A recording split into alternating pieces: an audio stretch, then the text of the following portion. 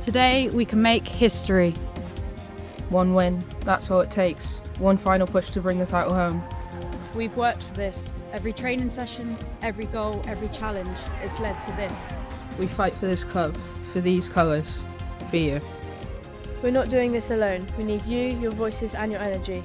Every cheer, every voice, it fuels us. This is our time, our stadium, our history to write. Stand with us, cheer us on, and together anything is possible.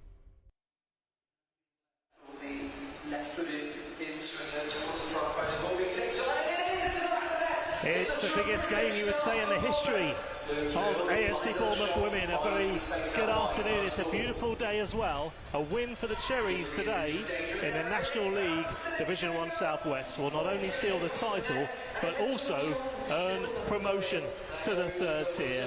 And a record crowd here at Vitality Stadium as well. It's a huge afternoon. A very good afternoon. I'm Ian Wilding with Bournemouth defender Caitlin Morris joining me as well in the commentary box. Caitlin, great to have you here. How much excitement in the air? It's a huge afternoon. It's really exciting. I think it's been a long time coming for the club. It's great weather, the girls are up for it, and yeah, really excited for the game to kick off. So the Cherries are in action today, and whatever happens with money fields elsewhere, then Bournemouth just have to win. If they don't, then they'll hope that Moneyfields in second slip up. But for Bournemouth today, so many goals, a rare goal conceded, and also against Moneyfields, that was a rare goal. Was it the first goal in more than 1,300 minutes? But those dramatic goalkeeping from Erin Foley in goal, brilliant stuff right at the end there to maintain that 100% record.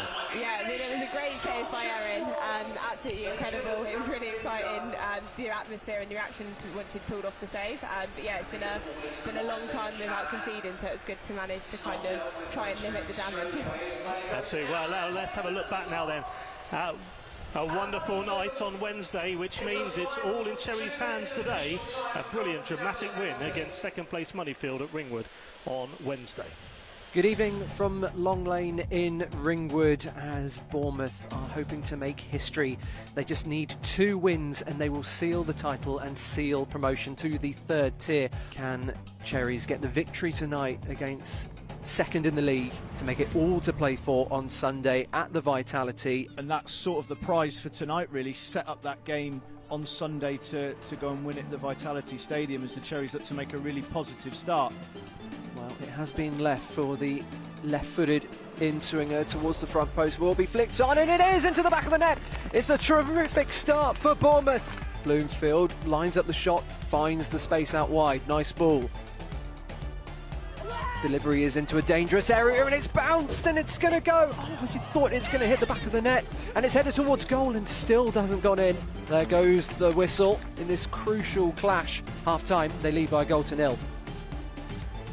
It's a long-range effort, and that's well saved from Erin Foley, and out of nothing, it was almost an equaliser.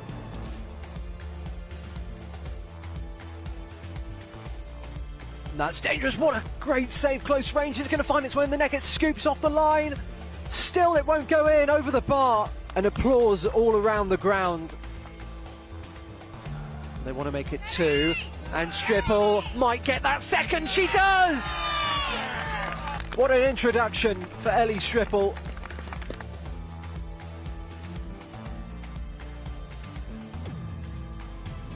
Foley pads it down, the rebound shot is going to find its way into the back of the net. 17 or so minutes of this game left. Oh, and that might be finished, and it's gone just wide. They could have wrapped things up. Can they get the ball into the box? They can. It's not dealt with by Cherries straight away. A player goes down and points to the spot. And Moneyfields, in the final 2 minutes of additional time, have got themselves a penalty. Aubrey against Foley, and it's saved! Tremendous stop from Foley, and she is mobbed by the Cherries defenders, and now it's over. Bournemouth elated. They race to Erin Foley, and now all eyes on Sunday at the Vitality. A win for them, and they will be up.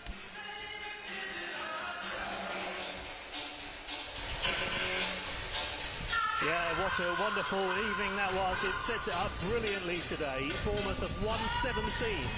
Incredibly, played 17, conceded just 3 goals. And Steve Cuss, what a job he's doing. Here with Caitlin Morris, we are 10 minutes away from kickoff here at Vitality Stadium. A bumper crowd here on a sunny afternoon. But what a great job Steve Cuss has done, hasn't he, as well? Yeah, he's done amazing. It's such a testament to him, to the girls, to the wider coaching staff that we've managed to go all season without losing a game, without dropping any points. So yeah, I think he's done really good, and it's nice that he's going to get the recognition off the back of this. Yeah, now let's hear from Steve Cuss then, who gave a bit of a motivational speech where they all had a bit of a huddle after that game on Wednesday, and this is what it meant to him. So very pleased for you to try and achieve something that we want to achieve, and we're touching it now. We're very, very close to it. You have to win games in multiple ways, and then when it's our day and when it's flowing, We enjoy our football that way. But you can do both sides of it. You can do the flowing stuff, and tonight you showed that you can dig deep, and we're now one game away. We've worked so hard for this for the last 9 months to get one game away now. Okay, so it's important now. Rest, recover. We're in Friday night. Think about our composure, get composed again, and let's go and do it one more time, yeah? We're so close now. One more time. Let's go. Come on, well done. Big up the Foley! Big up the Foley! Big up the Foley!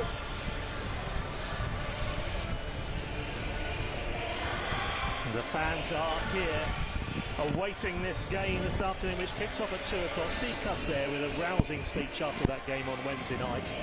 Well, Ken, in that, you look at Steve Cuss and the way he kind of motivated the players there. How much motivation is there from last season, having dropped, 4 points and still not been able to seal the title last year?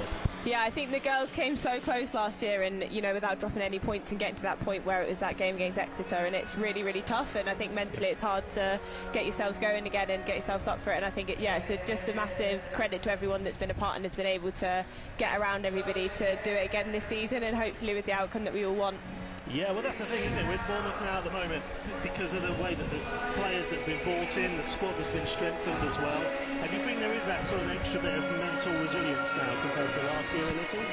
Yeah, I think this part of the amazing thing about this squad is how much everyone gets around each other, and the girls really support each other, and people are going to have tough days where they're struggling, but everyone seems to just get around and help each other through it. So I think you've got a lot of players that have been in this situation before, and they know the kind of mental toughness that it takes to get through, so people are able to share experiences and pick each other up when they need it. Well, the players have been receiving some messages of support from family members as well going into this game. It got quite emotional at times. Let's have a look now at some of those messages. Hello, Gemma. Hi, Erin. Hey, Phoebes. Hope you're all well. Just firstly wanted to say happy birthday.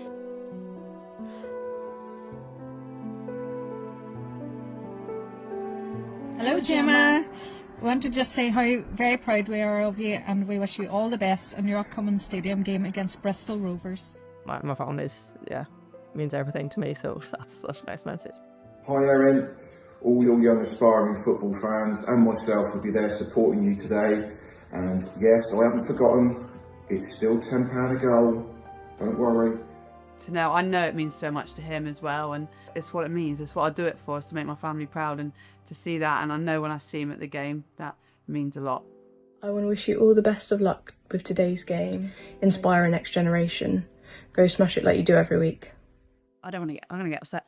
I know she's like one of my #1 fans, so to have her there in the stands every week means a lot to me. All your friends and family love you, support what you've done, and how you've become a role model to so many little girls. Oh, the Cherries. Oh, Dad's he's supported me literally since like knee high. Every game, home away, if we can do it and win the league and have all my family and friends, especially Dad there, that will mean a lot. Keep enjoying your football and working hard. We're so proud of you. Up the Cherries. Oh, that's amazing. That's so good. Thanks, Mum and Dad. I'm doing you proud. I'm glad I was able to share that special moment with them on Wednesday, and hopefully another one on Sunday. You've worked so hard since you were the age of 7. Be the best you can be. Have a great day at the Vitality. Love you most. They've been nothing but my biggest supporters, and having them there on Sunday will mean the world to me. Hey, Phoebes. Hope you're all good. Just firstly wanted to say happy birthday, and then secondly just wanted to say good luck for your game today. And I love and miss you so much, and hopefully see you very soon. Good luck. You enjoy the big games. Best of luck to you and all the rest of the team. And you all deserve your promotion. Fingers crossed. Up the Cherries. And Rory's all ready with his new shirt. Give us a whirl, Rory. I love it. I love the shirt. Good luck, AJ. Oh wow. Myself, her sister Marsha, and her nan enjoy watching her play. You can't put a price on how proud we are in what you do. We love you, Molly.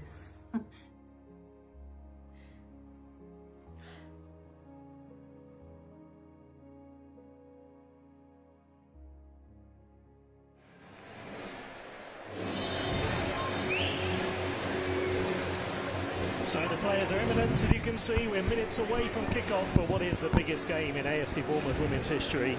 And the win would seal the title, 3 points and promotion. Match number 18 of the season. Ever since August, Bournemouth have yet to drop a point. Can they continue today against Bristol Rovers, who themselves are having a pretty decent season in 5th and still looking to finish in the top 3 if they can in the National League Division 1 South West. Amy Wilding here with Caitlin Morris, and Caitlin, you've had that taste of promotion as well with Southampton.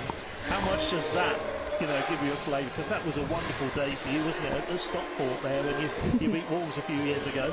It's one of the best feelings in the world. You know, we all play football because we love it, and that kind of ability to achieve what you want to achieve and having a goal. And a season's a long time to keep making those steps towards getting where you want to be, and I think to see it all come to fruition at the end of it is one of the best feelings in the world.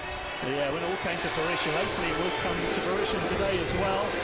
And what about yourself? Because you've got that injury, you've got that ACL.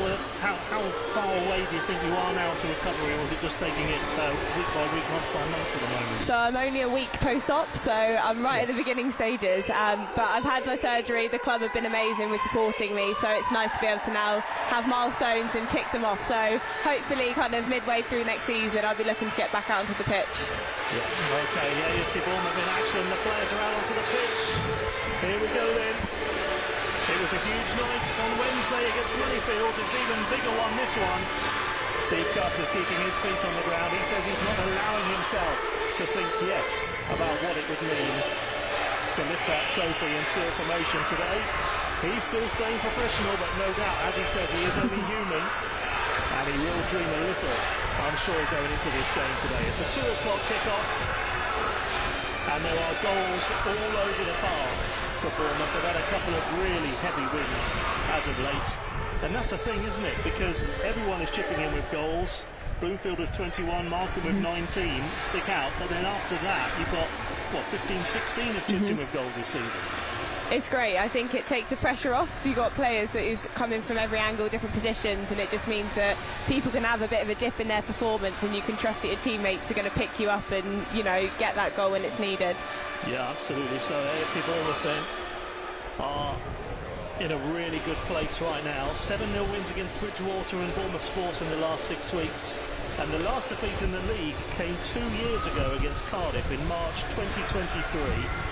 That's 43 games, 39 wins, 4 draws, which kind of tells you its own story, really. But about the future of Bournemouth, I mean, this could be a special day today, but how excited about the future and where the Cherries could end up, because lots of investment being put into the women's team. Bournemouth is the club where you want to be at the moment. The support from the wider club is absolutely massive, and I think it's so exciting to hopefully see that it's going to continue to grow and continue to get promoted and hopefully end up in the Super League. That's the dream. Well, it would be fantastic, wouldn't it, if the Cherries can do that. So Bristol Rovers are going to be a big test, though, aren't they, really? When you look at the teams, in fact, we'll go through that side in a second. Here is the Bournemouth team. And I was just saying there about Gilroy and Markham and Bloomfield there. But also at the back, you know, there's that experience of Helen Lazard, for example. I mean, she could be huge on a game like this today. Yeah, massive. I think being able to calm people down if you go through tough periods in the game where Bristol Rovers are having opportunities, having someone who's actually got the ability just to say, it's all right, take a minute, just settle, that's so important. Yeah, absolutely. Well, Bristol Rovers themselves, they're picked up some really good wins this season. Their summer signing Meg Jarvis as well, with 22 goals in 24 games. She's certainly one to look out for, and one that Bristol Rovers will certainly hope wins the game for them today. Captain Rhiannon Bourne-Hallett as well was player of the season last season. But a good win for Bournemouth earlier in the season at Bristol Rovers, that 5-0 win at Memorial Stadium. It was kind of a sign of things to come. Yeah, it was great. It's nice to get dominant wins earlier in the season. I think other teams can adapt how they play against you, so sometimes it makes it a little bit tricky if they're going to sit in a low block and you're having to really try and break them down. But hopefully, I think if the girls start quick, then you've already got them on the back foot. So. Yeah. Now, how important is that fast start? Because, as you mentioned there, you start quickly, get them on the back foot, you get the crowd going as well to get that early goal.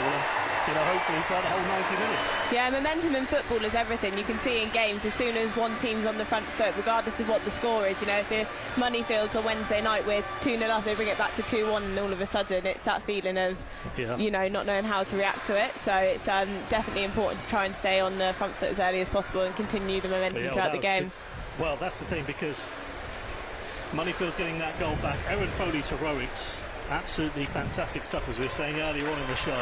Here we are in the Cherries to get us underway here. Jordan Lee is the referee.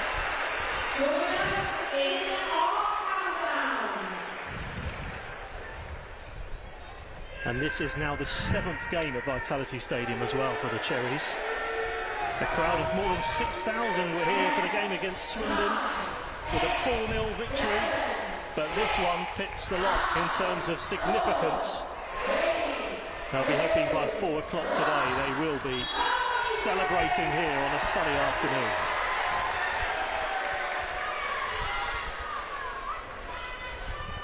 It's just great to see this ground, you know, more than half full as well. It's just, you know, record-breaking attendance. Yeah, it's massive. It's great, and it really, you feel it as well. You feel the crowd when you get in behind you, and it's a really great extra boost to have. Yeah, so here we go then. Bournemouth looking to get a fast start here with Molly Barron-Clark. And still, get off to a flying start to get the ball in the box. Not quite. Bristol Rovers themselves, they've won a lot of promotions as of late. They've won 3 in the last 5 years. A side on the up.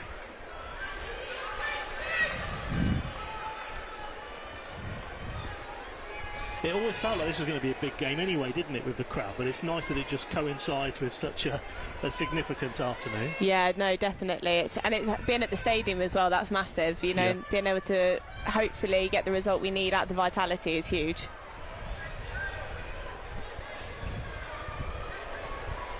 James there with the clearance, just slips of the clearance there. But that's the thing with Moneyfields against Ringwood, against Moneyfields, I should say, at Ringwood.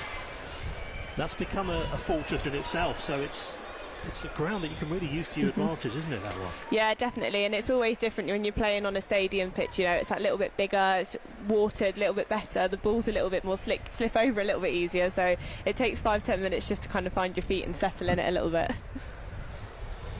So throw for Bristol Rovers on that left-hand side. Poppy Warren with the throw. Another club with big ambitions after their promotion last season to the 4th tier. On back is Ryan Clark out to the right-hand side. Now here's Bloomfield. She can get a cross in here.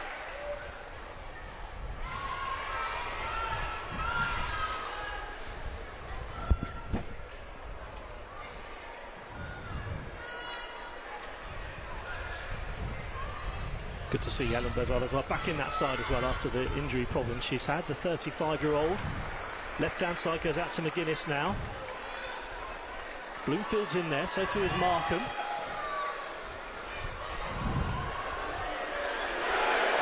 Could be an early opportunity here. Strike from Barron-Clark.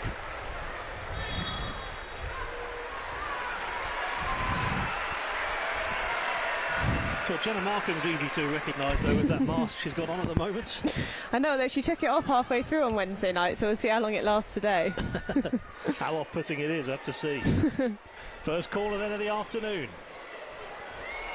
Can't quite get that shot away. Cleared there from Meg Jarvis, Bristol Rovers' top goal scorer there, doing some defending work, and now Rovers have the throw themselves.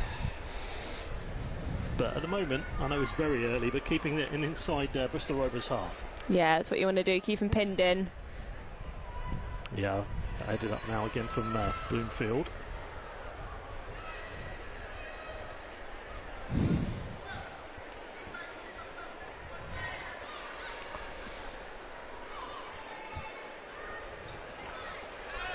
Back from Williams.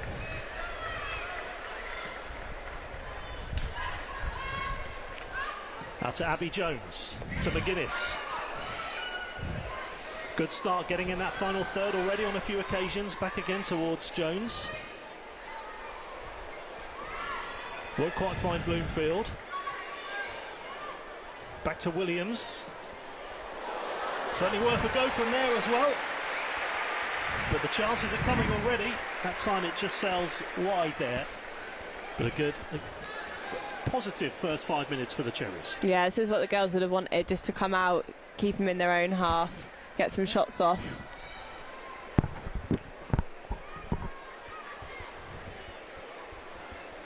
And one that probably Bristol Rovers will be expecting as well, in a way, isn't it? That sort of avalanche of opportunities first 10 minutes. I can imagine their game plan is, you know, just ride out as long as they can and try and build into the game and take the hits early on.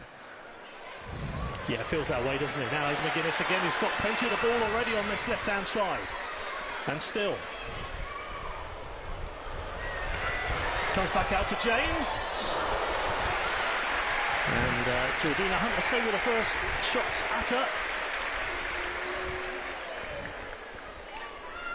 And if you get that opening goal, you just fancy Bournemouth to go on with those, you know, successive clean sheets before Moneyfields, 13 for, yeah, for definitely.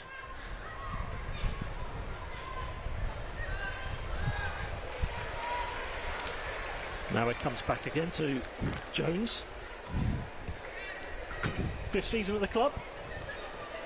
Bit of pressure here though already from Bristol Rovers. And then cleared from Darren Clark. Another player with experience, having been involved in a FA Cup final as well. Going to need those kind of players in that team again. Definitely. Another example.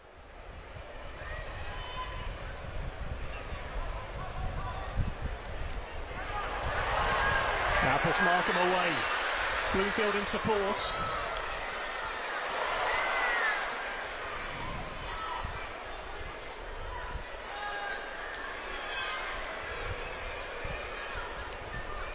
James.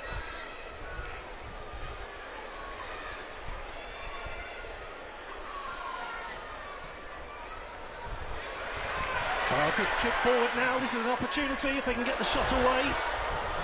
Back to Markham.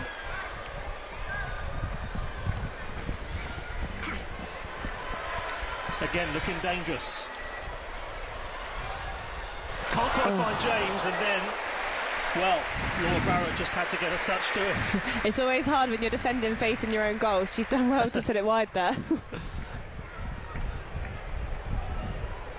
Must be 5 or 6 times already, though, getting those balls into yeah, the penalty definitely. area. It's a great start from the girls.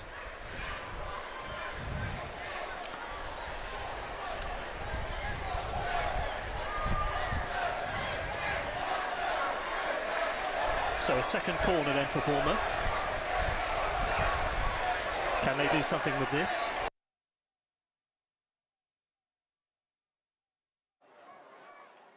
Ball into the area again, straight at the goalkeeper that time. It's a good delivery, it's flat. If someone's got in front of the keeper and is making contact, that's the type of one that it kind of goes in. Yeah, couldn't quite find that delivery in here. But then, really with Bournemouth, if you keep creating these corners and these free kicks and getting the ball down that left-hand side, they're going to start panicking, aren't they, Bristol Rovers? And now a through ball there from Williams, can't quite find her teammates. But there we go again. Bristol Rovers, I think probably just maybe 30 seconds at the moment inside Yeah, Bournemouth's half. definitely. I think they'll be riding it out and trying to build into the game themselves. Yeah, it feels that way, doesn't it? Now it's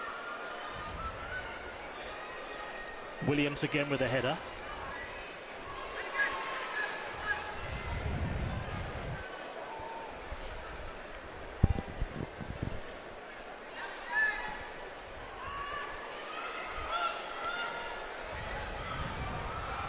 Another chance here for Bristol Rovers, though. Comes back out to Ackerman.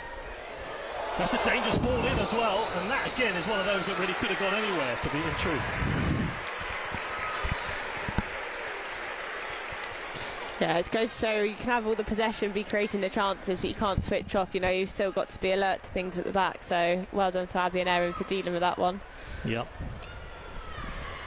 Caused some problems there. To stay focused there on the other side is Katie James now.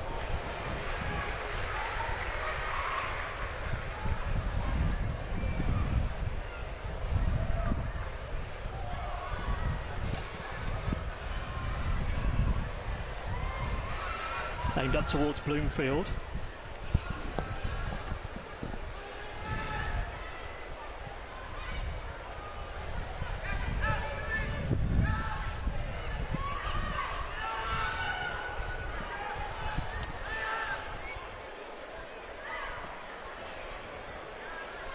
$80 goals in the league for Bournemouth this season, a plus 77 goal difference then with those 3 goals conceded. And McGuinness is always dangerous on the ball once more, down that left-hand side to Baron Clark. It's going to go too far.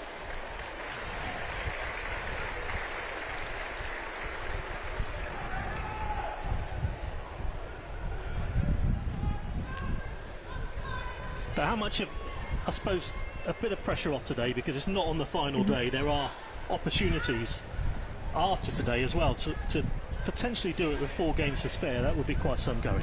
Yeah, I think it is just it's the moment, it's the occasion of it being at the stadium. Obviously that's the ideal. That's where you want to do it, isn't it? Yeah, for sure. Of course, it makes sense, but it's not if we don't win today, then it's not going to happen. So I think it is having that ability to relax when we are in those sticky situations and not let ourselves get stressed or overwhelmed by that. Yeah, looking to enjoy the afternoon as that shot comes in there from Ackerman, who put a good ball into the penalty area a few minutes ago.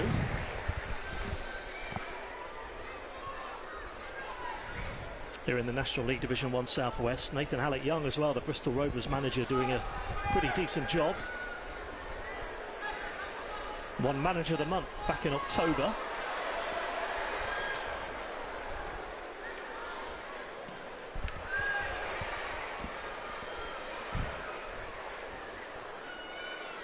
Forward from James.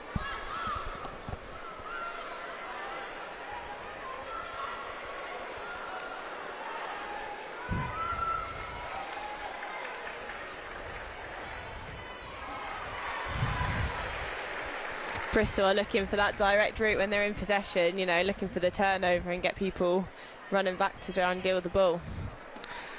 Yeah, back out now for a throw on that right hand side. It's got kind of a championship feel to it though, isn't it, this one today? Because you often see championship clubs, they play, you know, at the home ground, big stadiums, 4,000, 5,000 attendances. It's hopefully a sign of things to come for Bournemouth. And the attendance today is great.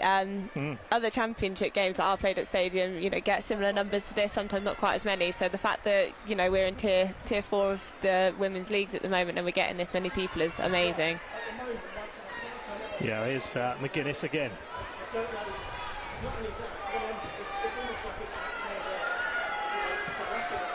You don't often get those kind of attendances. A through ball now aimed up towards Mark, and that's out for a goal kick. Goal kick then, at least 2 goals a game as well for Bournemouth, so winning comfortably. So every game has been, well, apart from midweek, at least by 2 goals. Yeah. Every win. That's why I think, like you said earlier, having people that can score from multiple areas, multiple players, it means that we are really dangerous when we do go forward, and we've been quite clinical with it as well.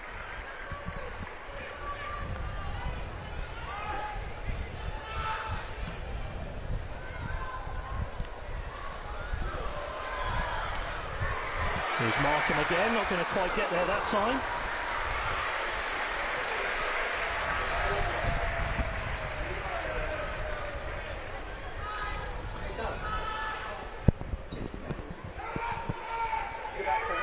Inside the first quarter of an hour. Aimed up towards McGuinness. Might still get there. And then Georgina Hunt had to race out there. Might have the first real stoppage of the game so far. On reflection then so far, Caitlin, you happy with what you've seen first 15 minutes? Yeah, like we say, it's a big occasion. I think we've started on the front foot. We've had some really good opportunities, and although Bristol have created a few themselves, I think it's just taken a minute to regroup and kind of get ourselves around it. I think the girls will have a minute to chat now, just to go through how everyone's feeling, which is a positive, just so everyone's in the same mind frame and everyone's just calming each other down. Yeah, it's an opportunity now, isn't it, to regroup and yeah, definitely. what have you, which I've not really had the opportunity to do. And a pretty mild afternoon as well, so, you know, the temperatures are warmer than perhaps they've been used to over the last few months. This is pretty perfect football weather. Dry, but not too hot either.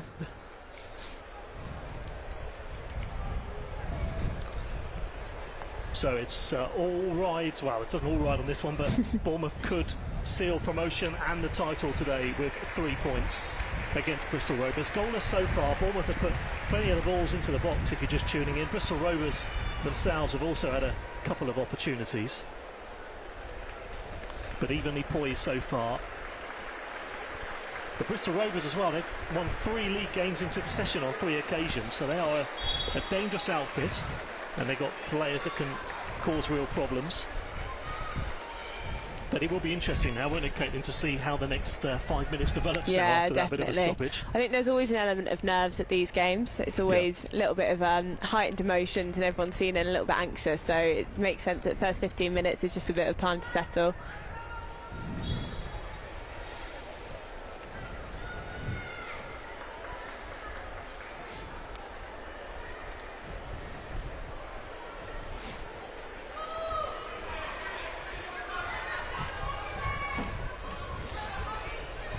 Here's McGuinness again for Bournemouth. Can she find the delivery? Not quite that time.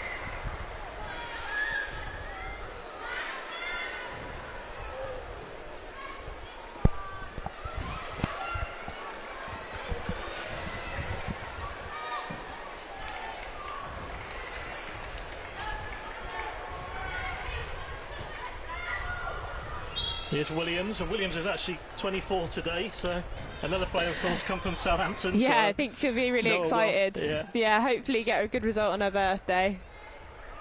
She also scored on her 23rd birthday as well, the winning goal for hashtag against Newcastle last She's got season. a good track record. Yeah, she has, yeah. That was in a final of the National League Cup. She'll be looking to do something similar again today. And Daisy Ackerman. So plenty of the ball so far.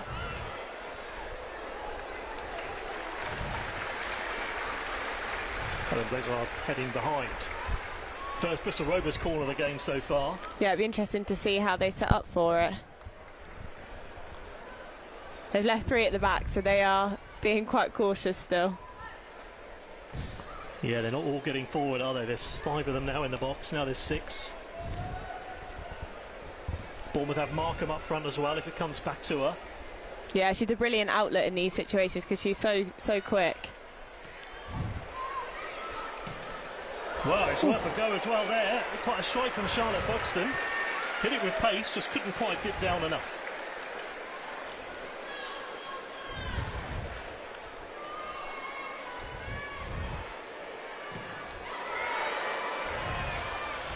One back again from Ackerman.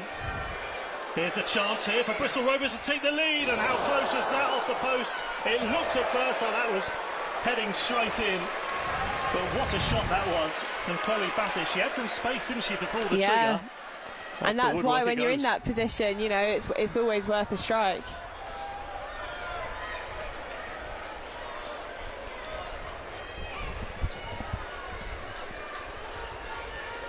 Yeah, it was a couple of opportunities there. These are those moments we spoke about earlier where the experienced players in the team need to just be putting an arm around the other girls and just saying it's okay, just soak up the pressure, take it in for a minute and regroup.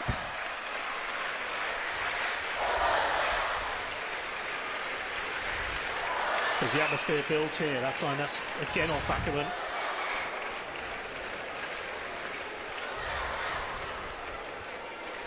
From this angle, it looked like it was possibly heading in at one point. I did hold my breath for a second. Hard in mouth stuff.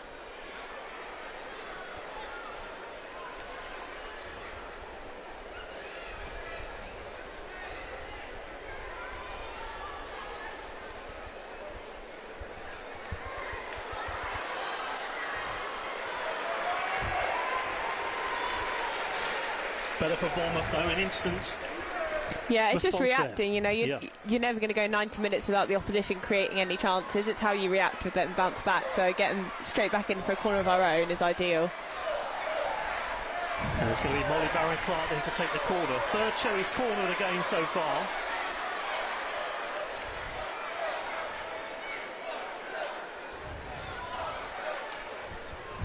On a huge afternoon.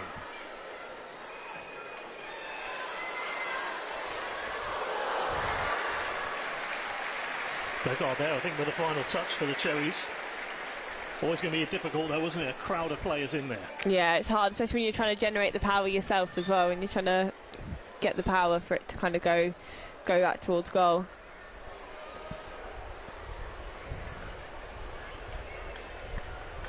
So Kelly and your sister Ella then doing well at Tottenham Hotspur at the moment, so great for her to get a move to the Super League.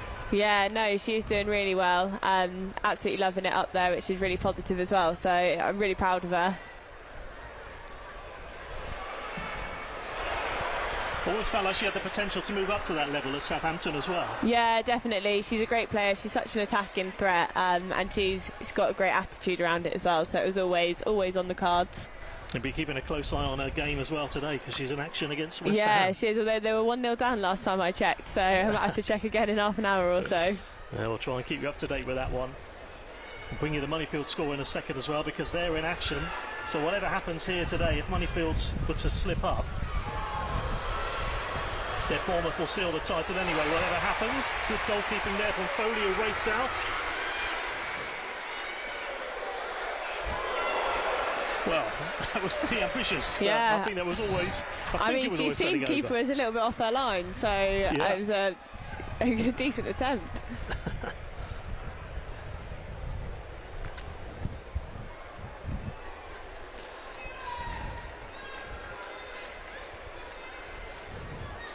They have come close, Bristol Rovers. You probably think they're more of a threat than most of the sides Bournemouth have gone up against, who perhaps don't create very much at all. And you can see they've got a really clear game plan. You know, they are looking for that direct ball over the top, but they've got quick forward. So they've set up to kind of be able to soak in the pressure and then exploit us when the foot's on the other side. Now here's Markham. Can Markham keep it in? Oh, and to be honest, that was a pretty decent ball. If someone was just racing in, just an inch behind her in the end.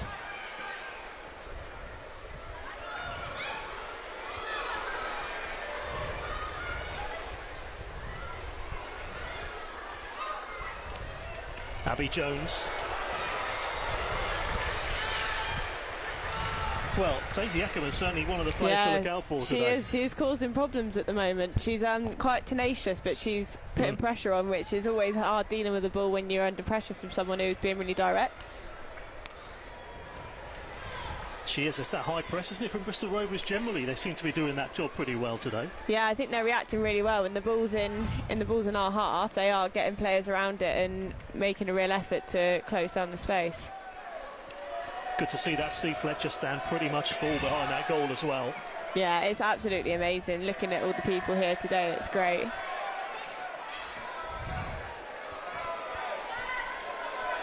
We'll raise the roof with a goal for Bournemouth. Will it come here, I wonder? Markham.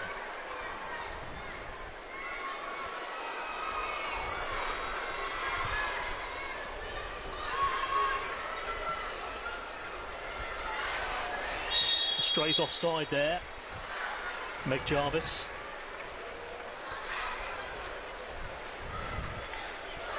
So 31 points from 17 games for Bristol Rovers, so they've nearly averaged 2 points a game as well. 5th place in the table. And they're 4 points behind Worthing in 4th of a game in hand as well. Yeah, it's a competitive league. It is, you know, anyone can take points off anyone. It's not. I know Bournemouth have had some really convincing wins, but you know, if you've got someone who shows up on their day, then it's a tricky game still. It's a good league. There are a lot of good teams in here.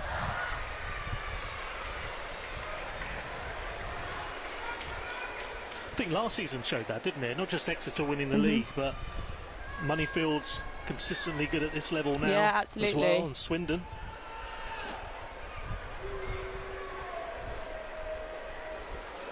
Now she's going to be dangerous here. Always in these positions. Molly Barron-Clark. Just the right kind of place for her to put in a good delivery. Definitely within shooting range.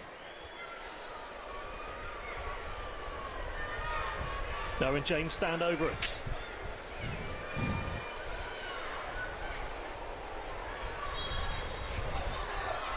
Here's going to be Barron-Clark. Not quite that time though, over the head of Erin Bloomfield. Things with Bloomfield as well. Every time she gets a chance, you feel she's going to take it, as she has many times this season. No, she is. She's a bit of a fox in the box, Erin. When things are coming to her in that sort of 18-yard area, you are backing her to get something on it for it to go in. Yeah, more than 20 goals this season for her. So we are over halfway through the first half now. Bournemouth have had their chances. Putting pressure on, particularly that first 10 minutes, but now they've got a corner and perhaps they can have another period of pressure here.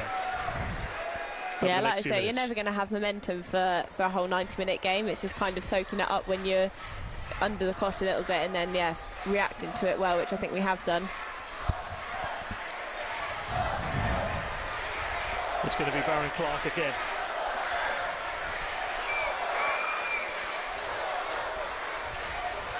McGuinness is one of those in there, and Markham and Bloomfield. 6 in the box then for Bournemouth.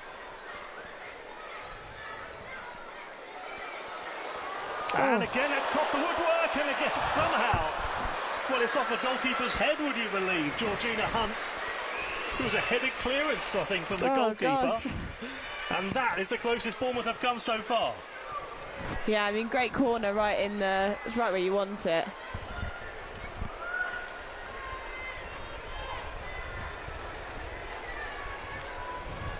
Well, that was quite something. A brilliant delivery, somehow off the woodwork.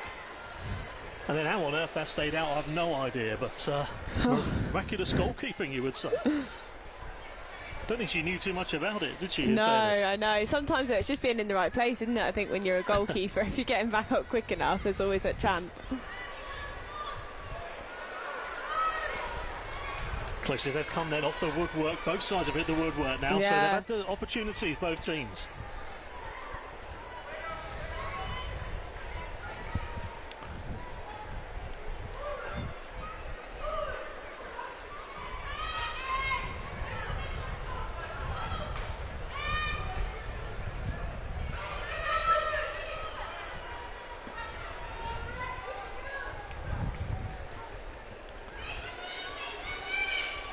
So 26 minutes in then. I'd say about some of those games at Vitality Stadium, they've generally been in Bournemouth's favour. There was that FA Cup defeat though against Charlton. But the fact that the first one came in 2022 and has been 7 or 8 since goes to show the way it's going. It is great, and I think it gives the girls an opportunity to get out and showcase themselves. You always open up a bit of a bigger fan base, and it's just feeling like you're really part of the club. It's such a privilege to play at such a lovely stadium.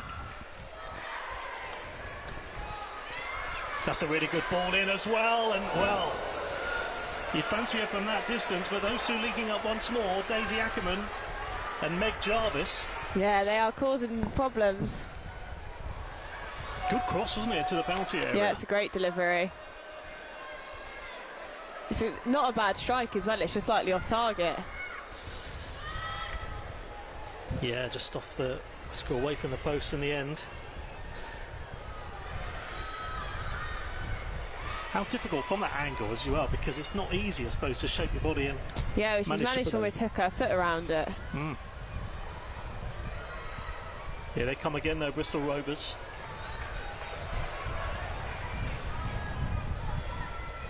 Giving Bournemouth a real game here as it goes out towards Bassett. And still Bassett. She can find the delivery.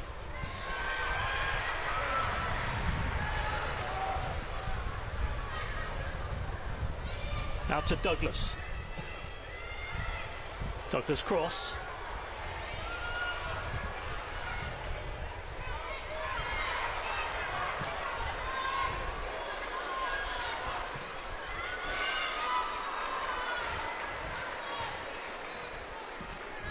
No nonsense clearance there from Laura Barrett there for Bristol Rovers. Pretty much average 5 goals a game altogether in all competitions, Bournemouth this season. 119 altogether. I think sometimes it takes getting that first goal for that little bit of confidence and to feel like the gate's kind of open, so the first goal is always the most important one. Yeah, the 120th one of the season could be the biggest of the lot, couldn't it, for Bournemouth? Yeah, absolutely.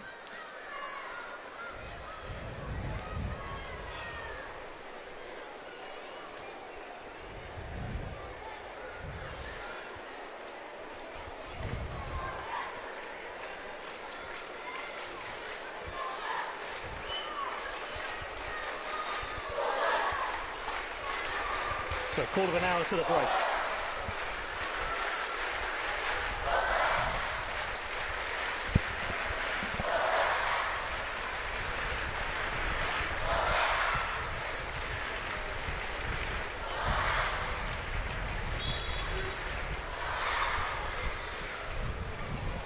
Dangerous ball in, just over Blazard's head as well. That one was certainly a dangerous great ball. Really, really good ball. A good angled ball in, wasn't it? Just needed someone to attack it. Yeah, just needed a touch. Yeah. I think now if they keep getting delivered in the right areas, all it takes is that person just to be there at the right time and get a good contact on it. It's fine margins, isn't it, at the moment, it feels? You're right, it does feel it's got that potential, this game, of having one goal and the floodgates opening slightly. See how this one develops. Here's Jones.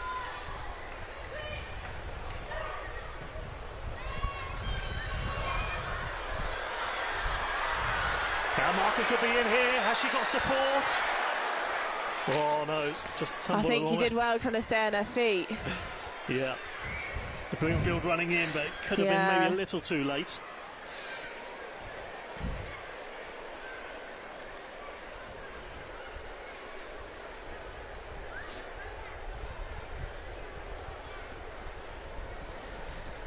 So we're talking about Steve Cuss earlier. Is he just generally kind of a calm figure? It certainly seems that way from the outside. Yeah, I think he's been at the club for a long time, and he's been in similar situations to this for a long time. So I think it's nothing new to him.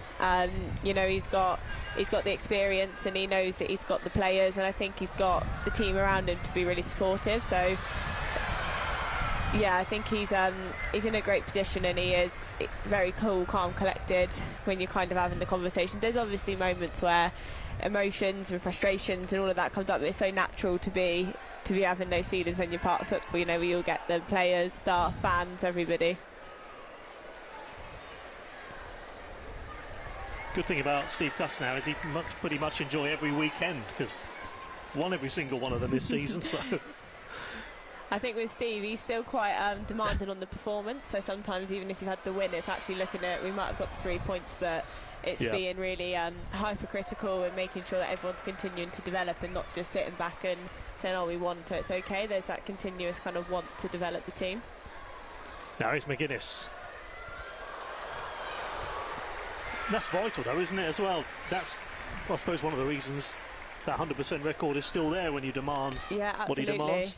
And like you say, in this league, any team can take points of any team. So as soon as you get a little bit complacent, sit back, don't play your best. And we've seen it where we've taken a while to get into games. We've had to build in a little bit slowly. So it's trying to keep those standards high throughout. Bodied up there from Baron Clark. It's player of the season last season for Bournemouth. It's going to be a fair few contenders this season for player of the season. Yeah, I was actually just thinking that. There's going to be a few. It's been some great consistent performances from a lot of the girls. Now it's Williams with a pass, just away from Markham.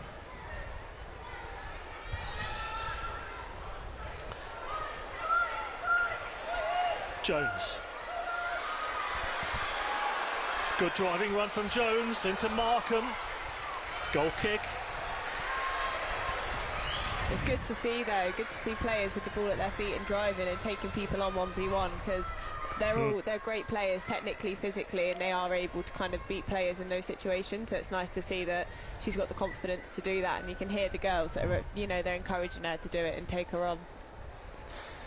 Yeah, she makes those runs, doesn't she? Abby Jones, and ever present last season as well. She's, I suppose, first name on a team sheet a lot of the time.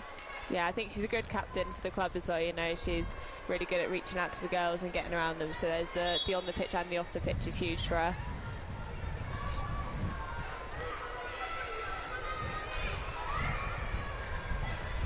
Headed on there from Blazard now. Here's Williams.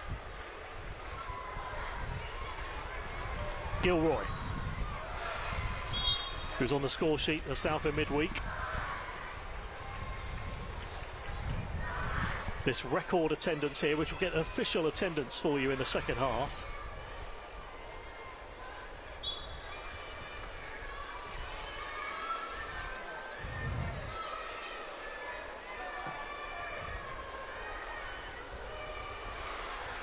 Still goalless as well in the Moneyfields game against Bournemouth Sports. So as things stand, Bournemouth will be winning promotion. See a long way to go.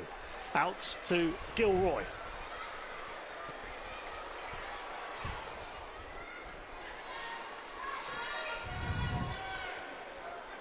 Here's Jones.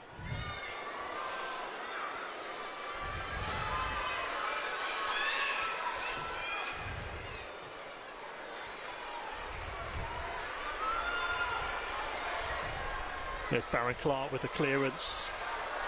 Might be asking a lot of Markham. Markham might get there though. Yes. Oh, she does!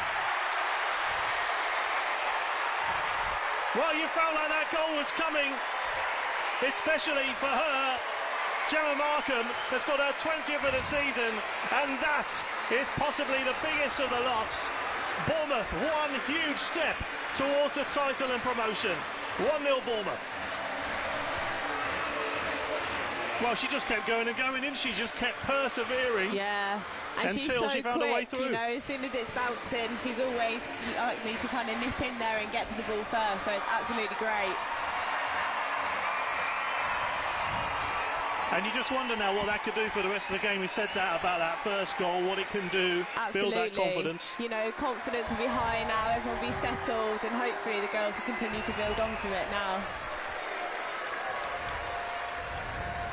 You just felt like there's no chance she's going to get there, and then as the seconds go on, you think she might just get there. Yeah, she's tenacious.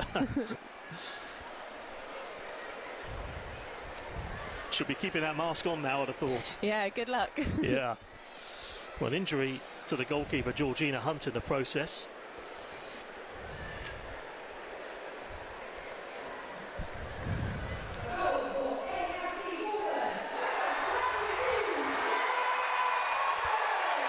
Brilliant finish, brilliant goal.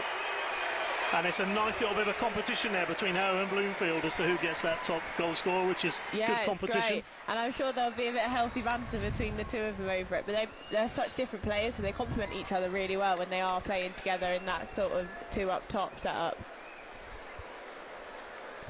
Yeah, they are. They're very different, aren't they? It certainly works a treat between the two of them. And I suppose everyone now, you can just feel the ground, so everyone's breathed out a little. Yeah, it's a visible lift, isn't there? Mm.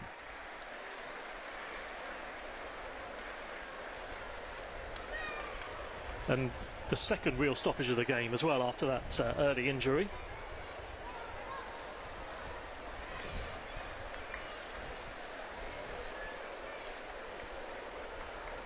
I thought the roof might come off, and that's felt like it as well when that goal actually did go in the first place. Yeah, no, definitely. How much will that just like right across these players now just lift everything? Yeah, you'll feel it now. You know, there is just that little bit of relaxation. Everyone will be taking a breath out. They'll be having a second just to think, okay, we've got the first goal. And it would be a hit for Bristol Rovers as well, because it's really tricky when you have been creating chances then concede. It's quite a hard feeling to then come back from. So hopefully you'll see a little bit of a swing in how it's going.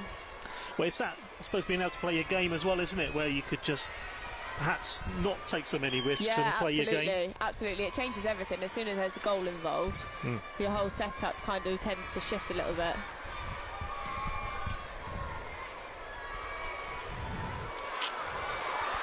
Here's Markham again.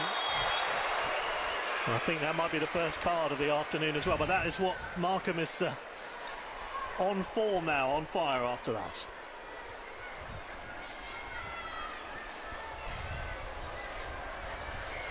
So Laura Barra goes into the book.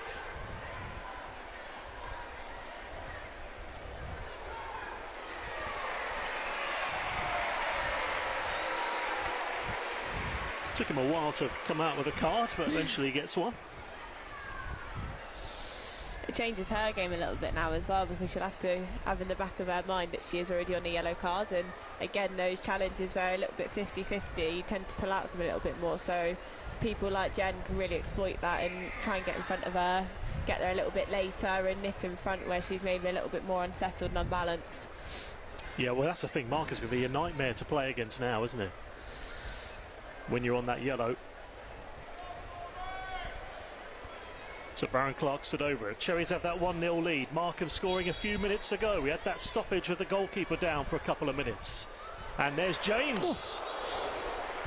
Wins a corner, why not have a go? I thought she was going to chip that in, but why not have a go from there? And that's it, now you've got the confidence, you know, there's a little bit less of the scrappiness about it, and if you're in a position where, you know, KJ's got that in her locker to be able to put it in from there, so actually why not have the chance? May as well have a go.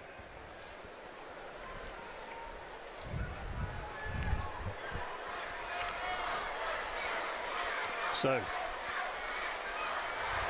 can the Cherries score 2 goals in quick succession and really make it more of a comfortable afternoon?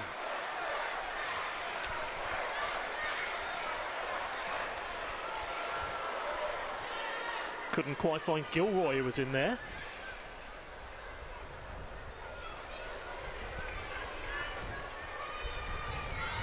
Gilroy's on 8 goals this season.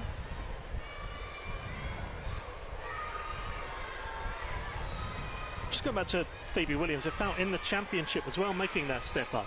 She could do that quite easily, has proved with Saints in the past. Yeah, Phoebe's a great player. She's so hard working, she's got great technical talent, and she's got a great mindset for it, so it's really nice seeing her come back and enjoying her football again, because it always makes a difference when you're happy. So it goes out from one side to the other, out for a throw.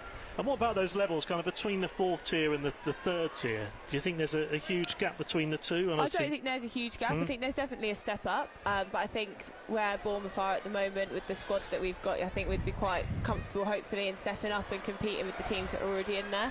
I think there's a bit of a bigger gap potentially between sort of your tier 3 and your Championship, but that's a bridge to kind of cross when you get there. And you know, you see best from players when they're playing against the best teams and they're playing to higher levels sometimes. So that'd be really interesting to see how everyone copes with it next season.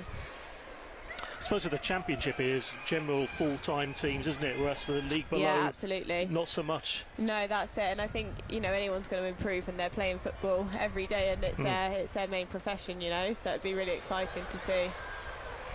That's good play again from Phoebe Williams. Last few minutes of normal time of the first half. A 1-0 Cherries lead. All of a sudden things look a lot better.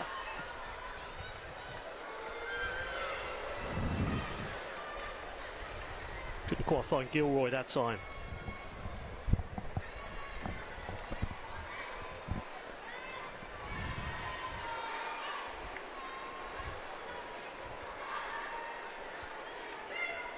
What's your views on, slightly off topic slightly, but the Super League and the proposals to not even have any relegations in the Super League? Is that surely... I think I understand the thought process behind it, and obviously, you know, they're looking to grow. The leagues are quite small at the moment. You've got, you know, 12, 11 teams in the league, so I understand the premise of it. I think it becomes... part of football is the winning and the losing and the highs and the lows, and I think if you take out the relegation element of it, then you lose quite a big chunk of it. That's the thing, isn't it? It does make a big difference if you can't do that. Absolutely, and it's, you know, it's opportunities for different people in different places to have experiences and build resilience. If you're in a team that's been relegated, you know, you get a lot of life learning out of that.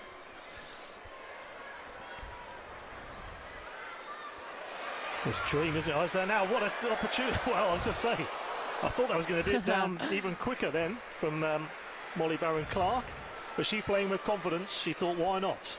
Once again. Yeah, definitely. She's got that in her locker, you know, that's her kind of shooting range, so any opportunity I'm sure she'll be taking.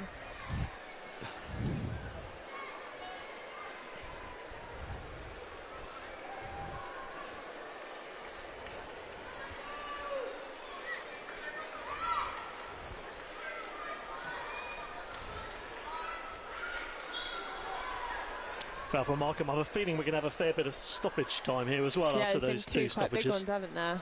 Yeah, could be 4 or 5 minutes, you'd think. Well, Markham got a hat-trick in that game at Bristol Rovers in August, and she's on the score sheet again today. Stripple and McGuinness also scoring that afternoon.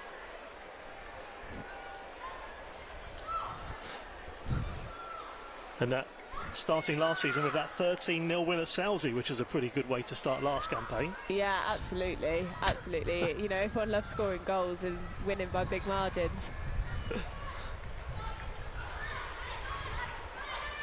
Back to Douglas.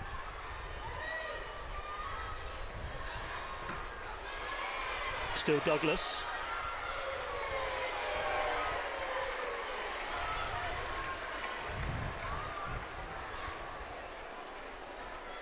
How does Steve Cuss's team talks look at this kind of stage of the game when you're 1-0 up and playing okay?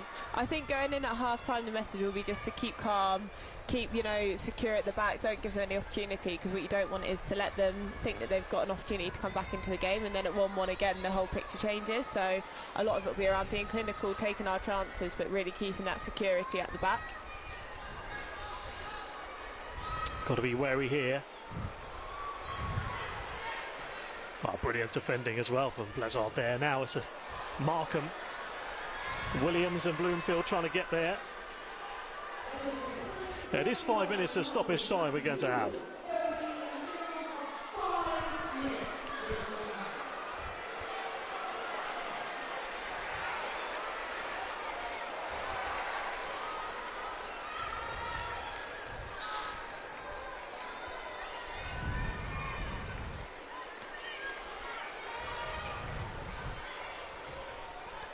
Jones.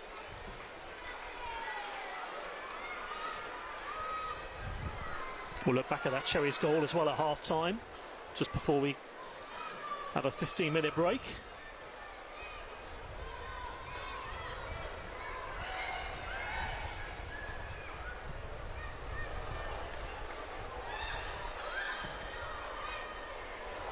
Oh, again, well, the cross came in there from Bassett. It was Emily Bayliss running in. We've seen that maybe 3 or 4 times in Bristol Rovers. Yeah, some really good crosses. Effective at getting in behind and then putting a dangerous ball in across goal.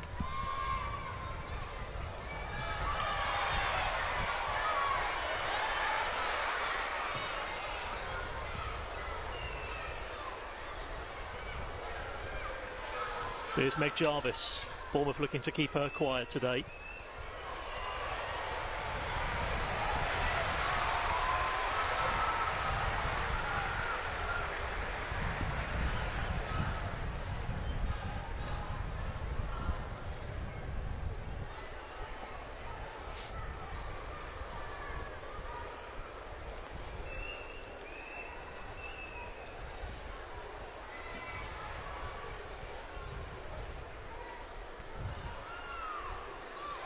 Maybe one last chance before the interval.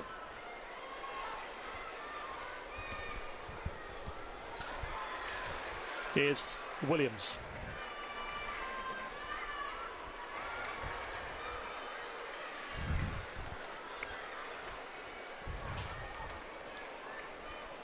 So 3 to half-time of stoppage time. I think they'll be quite happy now, Bournemouth at 1-0 up as things stand. Can they build on it here? Crossed in towards James. Can't quite find James. It's going to find Bloomfield on. Well, I don't know. I think she just couldn't quite get her angles right, could she? Just bouncing. The ball was bouncing back up. Didn't quite get her head over it. Probably saw the opportunity and took it. So, you know, on another day, that's one that she might have caught a little bit better and it might have gone in. Yeah. Other times she's driving that into the bottom corner, isn't she, really? Yeah, absolutely.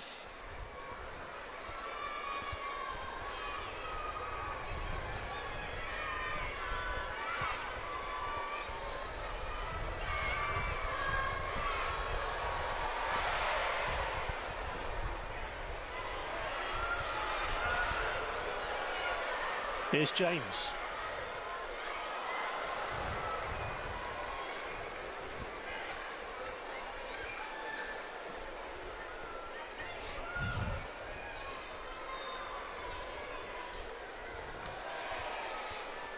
Bristol Rovers themselves, they also got into the FA Cup 4th round this season before losing to Aston Villa. 9-0 at the Bascott in the end, but a win against Oxford to get there. It's always great when you go on a good cup run, isn't it, as well? Absolutely, and there's nothing better than beating teams that are above you as well, you know, teams that are in a higher league than you, and it's always a good opportunity for everyone to get out and kind of show that they are capable of playing at that higher level. Same with the Cherries next season, if they can move their way up to that next league. Absolutely. Testing yourselves. Here's Markham again. It's not going to get there that time. Yeah, a little bit too far, that one.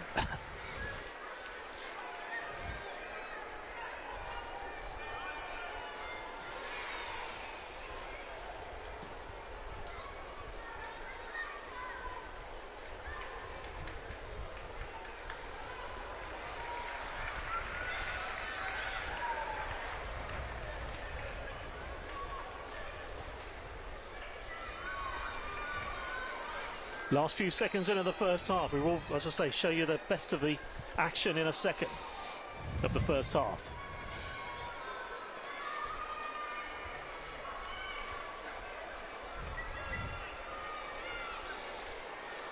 I suppose it's concentrate on the game itself, isn't it, and not the occasion, which is not the easiest thing to do. But there we go, half-time. A Markham goal means that it's so far so good for the Cherries, who are on track to sealing promotion and the title today by 4 o'clock this afternoon as things stand. Caitlin Morris with me in the commentary box. Caitlin, how do you assess that sort of first half performance? It's great going in 1-0 up at half time. You know, it's an opportunity for everyone to regroup, get nerves under control a little bit, and I think overall it's been a really positive half. We've definitely created a lot of chances. I think Bristol Rovers has been quite dangerous, so this will be nice for Steve to go in and give the girls some kind of tips around, actually, right, we need to be a little bit more secure at the back and prevent those chances. But overall, overwhelmingly positive. Well, there's some of the opportunities as well. That one that came in where it just fizzed off the post and headed away from the goalkeeper. That, up to that point, was Bournemouth's best chance. Still not quite sure how that didn't go in. And that was a good effort as well down that right-hand side. Those two linking up once more, Ackerman and Jarvis. Again, it wasn't really a bad effort, but just sailed wide. And here's another opportunity for Bournemouth. Just slipped at the wrong time. Otherwise, you had Bloomfield racing in there. Yeah, she's had a tiny bit of contact, which just put her off balance a little bit, and she's not been able to stay on her feet, unfortunately. But not long after that, Markham had found her shooting boots. With Baron Clark there with a through ball. Again, it was asking an awful lot. It was a good ball. Yeah. But it was just the right kind of ball which caused enough problems there for Laura Barrett. And Markham did the rest. Brilliant response from the crowd as Bournemouth go in 1-0 up at half-time. Yeah, it will lift everybody, the fans, the staff, the players on the pitch. You know, having that goal is huge. Here we go again. That's the ball forward from Baron Clark. And again, that ball forward, it kind of looks better and better each time you watch it. Yeah, it's great. You know, it's direct, it's through the middle, and it's one of those where it's always a tricky position. You're always giving someone like Jenna the opportunity to get on the end of it, which is huge. Well, could it be a historic afternoon for Bournemouth? Second half coverage to come in less than quarter of an hour here at Vitality Stadium, though, at half-time. It's Bournemouth 1, Bristol Rovers 0.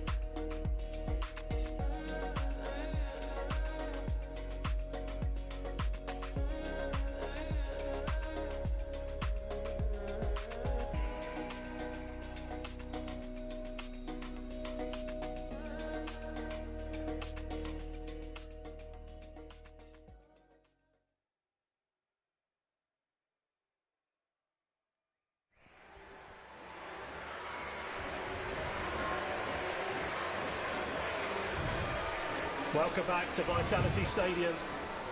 Bournemouth are 45 minutes away from a memorable afternoon, having come so close last season by a couple of points to winning promotion to Exeter. Today could be the day they finally get the job done. They lead by a 0-0 against Bristol Rovers, and it's Ellie Stripple who's going to come on for Chloe Gilroy by the looks of things at half-time. So a change for the Cherries. Summy and Wilding for this second half stream. Caitlin Morris with me, the Cherries defender, in the commentary box. And Caitlin, that's interesting, a change at half-time. Certainly a good substitution to bring on, that's for sure, at half-time, Ellie Stripple. Yeah, definitely. Ellie's got great feet. She's so dangerous, and I think when you're coming on against teams who are maybe a little bit tired, they're feeling the effects of the first 45 minutes, it's an ideal time for her to come and get involved in the game. And really, it just adds to that firepower up front.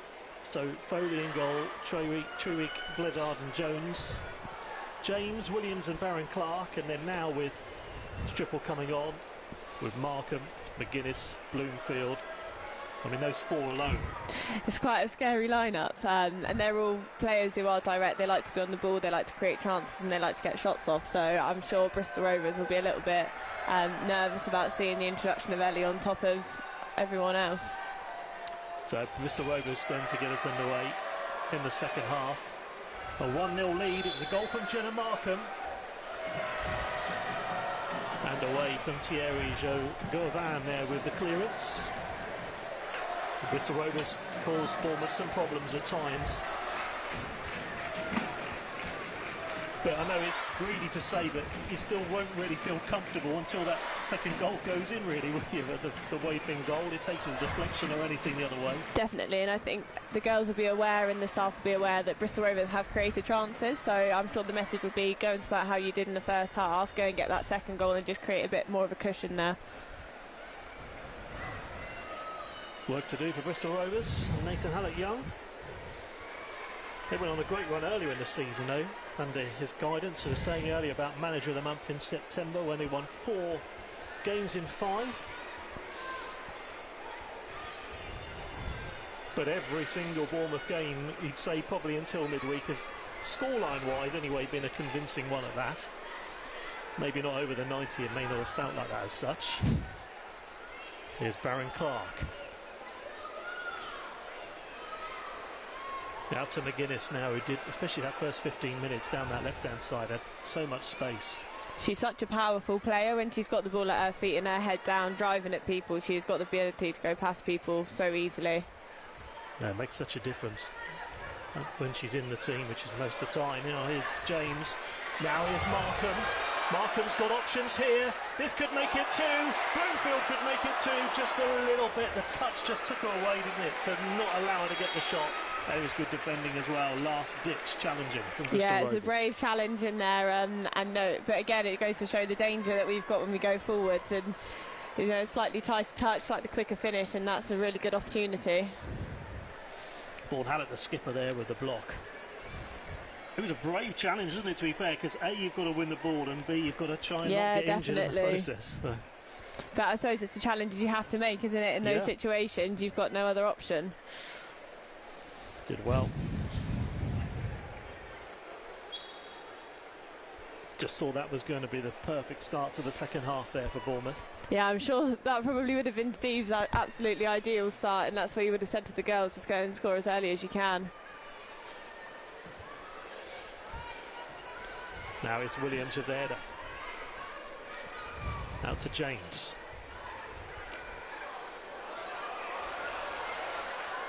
That's left and ball down. The ball comes back and comes off Williams' head that time. Just bobbles around. Oh, and then Markham. In the arms of Georgina Hunt. Really quick start from the girls, though. Really quick. Feels like an even quicker start than the first half. Yeah, I think sometimes they're sussing out how the opposition play as well, and you start to kind of identify weaknesses, areas you want to exploit, so hopefully they'll be in with a little bit of a game plan around that.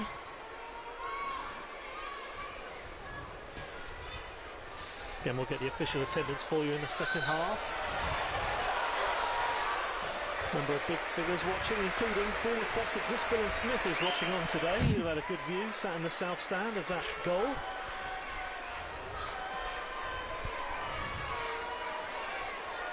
And they've been treated to a goal, good entertainment, and hopefully a second here with this corner. And Katie James to take it. Katie James delivery.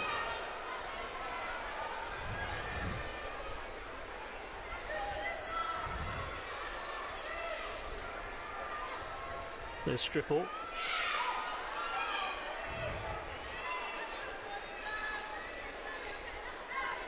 I just mentioned Lily Stripple again. It was a coup to get her from Swindon, wasn't it? Because she was a player that you'd never really want to be playing against. No, absolutely. She's so talented, and I think that's part of the... Oh, here's Markham here! Oh, sorry, Markham just couldn't quite get the angles right in the end there. But yeah, chance from nothing, really. Yeah, and that's again what we can offer. I think when you've got those dangerous players up front, they can create chances out of absolutely nothing.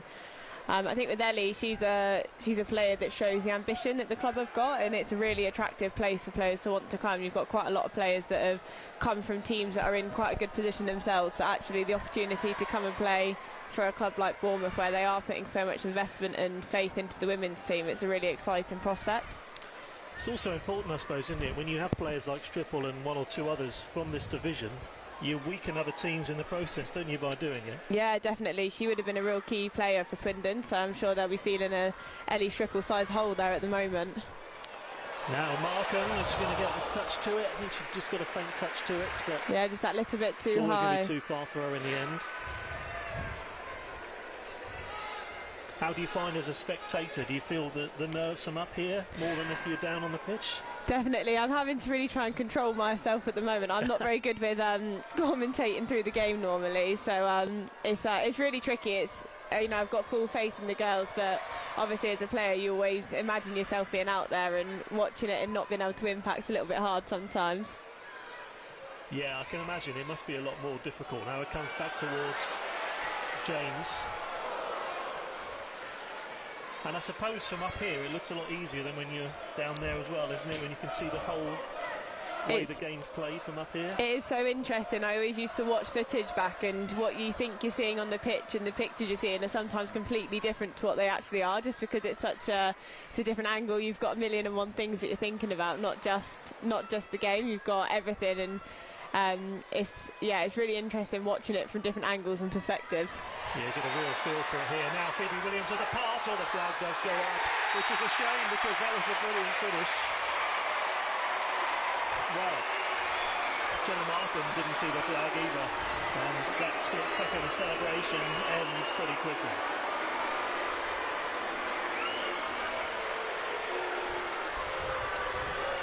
Blues win out, but I'd like to watch that again. Yeah, it seemed quite tight from where we are. It's a bold call from the lino, but obviously he's seeing it from the right angle, isn't he? So I'm sure he's obviously sure in the fact that it was offside.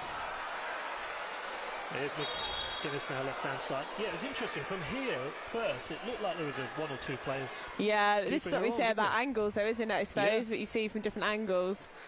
It was definitely tight, though. There can't have been much in it at all.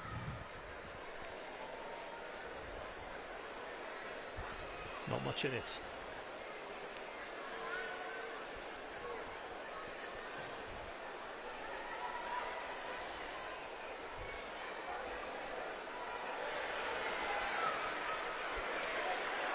Good stretch ball out there from Stripple. Now here's James.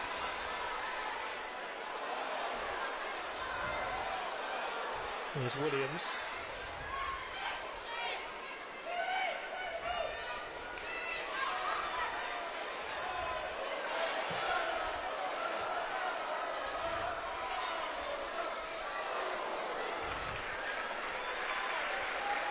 And also, Moneyfields equalised because they went behind against Bournemouth Sports as well. 1-0. Lucy Cooper scoring for equaliser.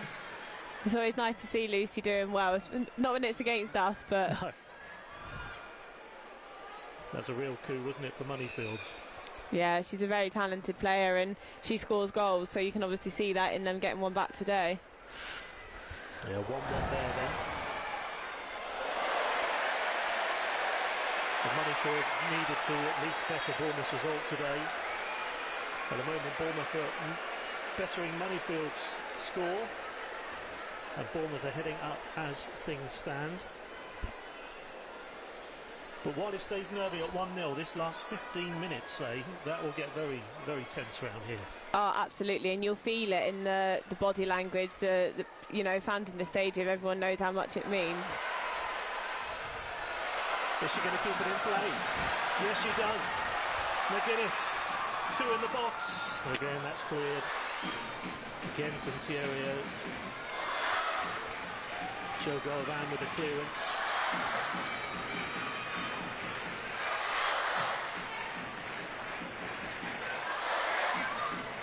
Bristol Rovers, who originally launched their women's team in 1998.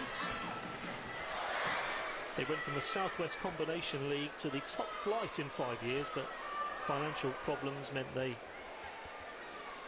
rebranded about 20 years later. And one of the strongest sides in the division, you'd say. Yeah, Cherries have that 1-0 lead. Yeah, they've definitely got an attacking threat. They're really dangerous in that counter-attack. Now it's one back from Warren.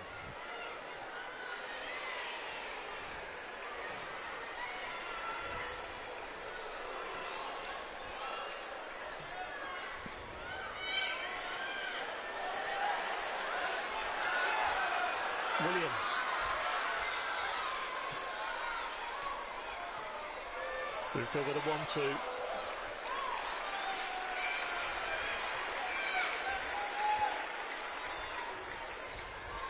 And again, just like they've done 2 or 3 times now when Bristol Rovers on the attack, extremely quickly getting it down the other end and winning a throw or a corner. Just that really quick reaction to it, and I think as well Bristol Rovers, they've committed players forward, and it means there's more gaps, for us to go and exploit on the other side. Just McGuinness went in for the volley. That would have been a great connection.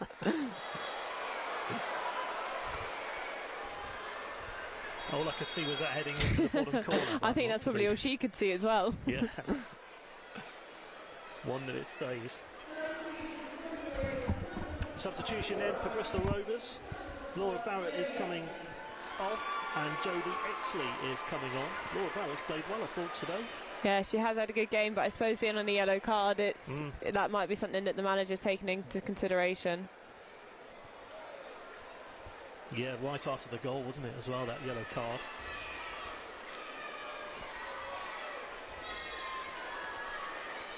As you say, she was always walking a tightrope then after that stage.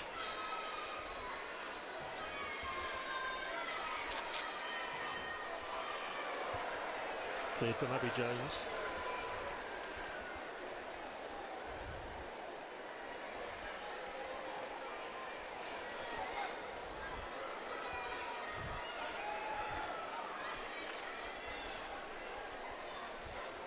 There will be so much to her and everybody else if they can get the job done today.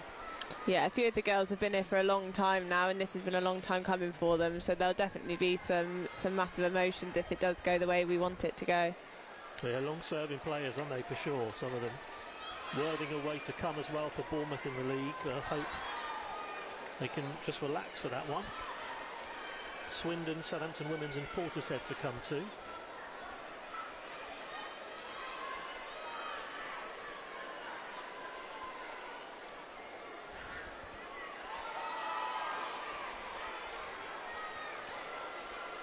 Both from Blizzard again.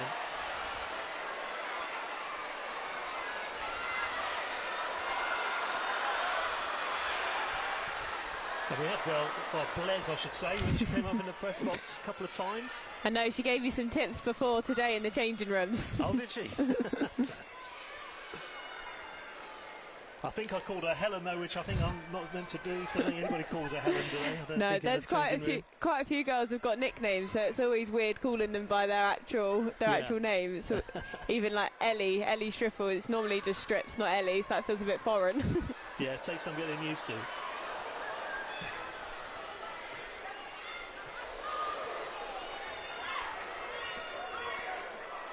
Comes off Bayliss.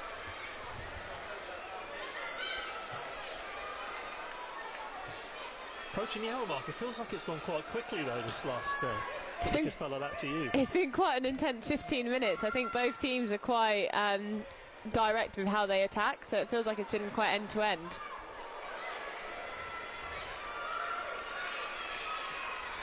It's getting very end to end now, isn't it? There's Jarvis.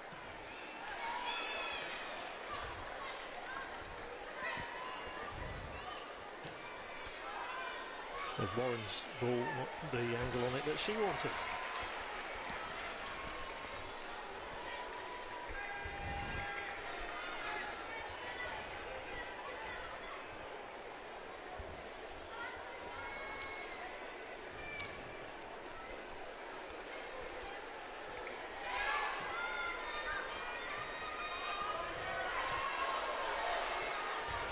Ball down well, Markham.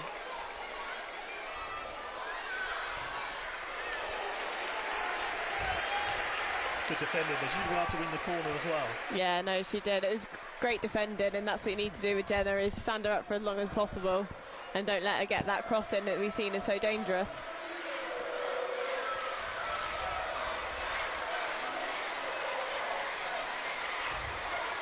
Can you just feel that atmosphere building, don't you, as well? It's getting louder and louder in here. No, definitely. Everyone is definitely egging everyone on for a goal.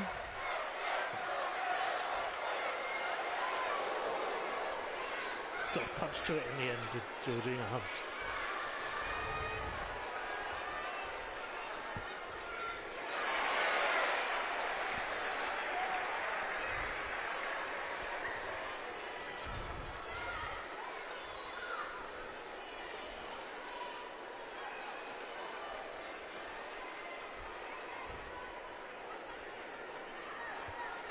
Bristol Rovers were crowned the champions of 2 games to spare last season. 43 points from 16. And they'll know that feeling, and they'll want to be the team that, you know, prevents Bournemouth from having that feeling for as long as possible. So they'll be really trying to make it difficult out there. Because you never want to be that team, do you? The team that celebrates against yourself. Yeah, That's always a tough feeling. Absolutely.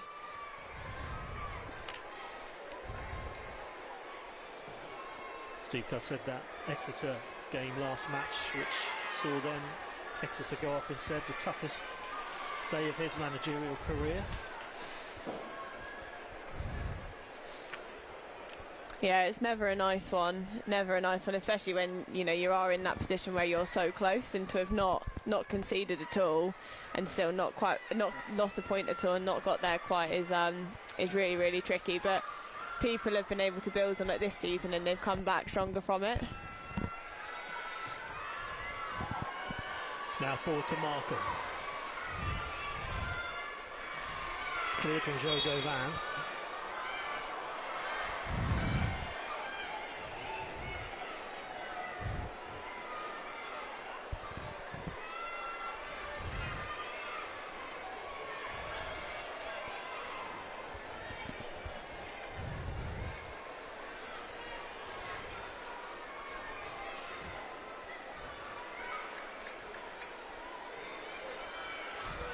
You just wonder though, if Bournemouth do seal promotion, what next season in this division might be. It will be very competitive. Yeah. No one really, once you get Exeter and Bournemouth out the way for these sides. There'll be a lot of teams in there, you know. Bristol Rovers, really good team. Moneyfield are a really strong team in that league. There's a lot of teams in there that will be fancying themselves for a chance. I think it'll be a really exciting one for teams and players in it to see how it ends up, and a lot of teams will have a really good chance of it. And I doubt you'll see what's happened this season again, where you've got the potential of it being concluded, you know, before the end of the season. It'd be nice to see it go right down to the wire and on the final day.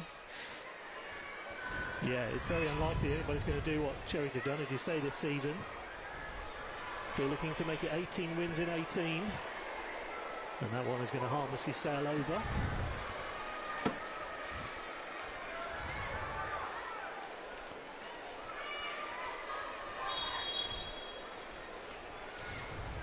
So, Kelsey Bowers is coming on.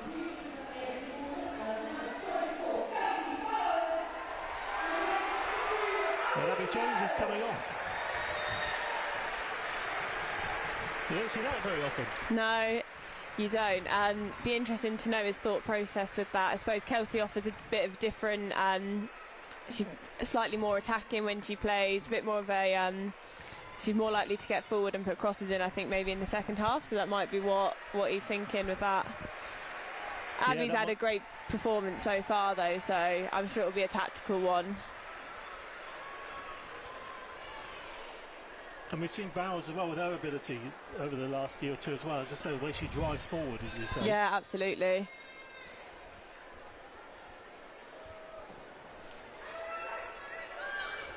Eloise Hall, Ali Hall and Charlotte Harris, the other subs for Bournemouth today.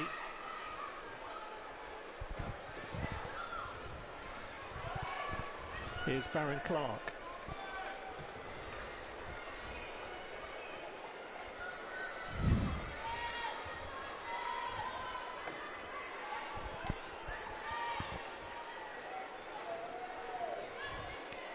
How do you think Steve Cuss is feeling about this then? Do you think he's satisfied with the first 20 minutes of the second half? Certainly, obviously, would like another goal at this stage. Yeah, I think he will be. Obviously, you want that second goal, but the girls have been creating lots of opportunities. Bristol Rovers haven't really had many clear-cut chances so far, and I think it will just be a case of getting through the game and hopefully continuing to push on and just being consistent with it. There he is again, about to make the third substitution by the looks of things, the Cherries. Ali will come on with lots of experience. She's been in these kind of positions before, so this will be a good game for her to come into. Yeah, Ali Hall helped Pompey steal that National South title last season. Feels the perfect player to come on, somebody who this time last year experienced it. Yeah, she's really calm as well. She's got a great sort of character where she is someone who will come in and just get people to just settle a little bit and feel more kind of confident and settled in what they're doing. She's a doctor as well, isn't she? She is, yeah. Yeah, she's a woman of many talents, Ali.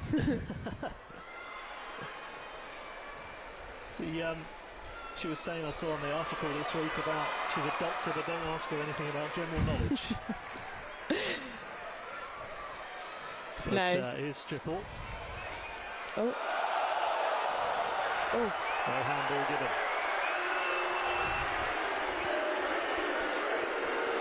Booze ring out again, the referee getting some stick here.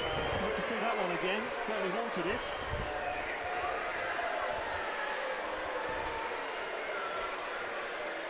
It'd be good to see. It's difficult, isn't it, that first one that was ruled offside for that second goal. Yeah, it must have been close. There can't have been much in it at all. It must have been, must it?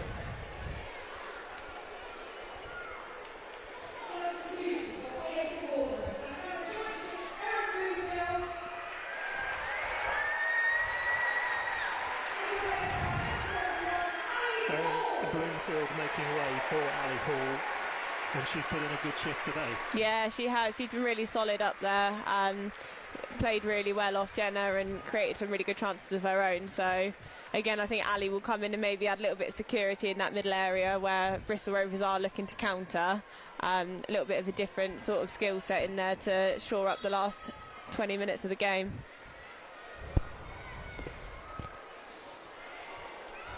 Yeah, that's what it's all about now, really.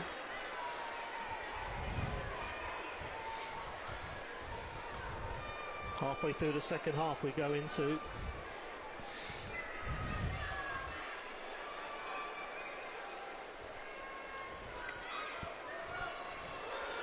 Dangerous ball in, and there it is, there's James! She loves the goal at the stadium. Surely!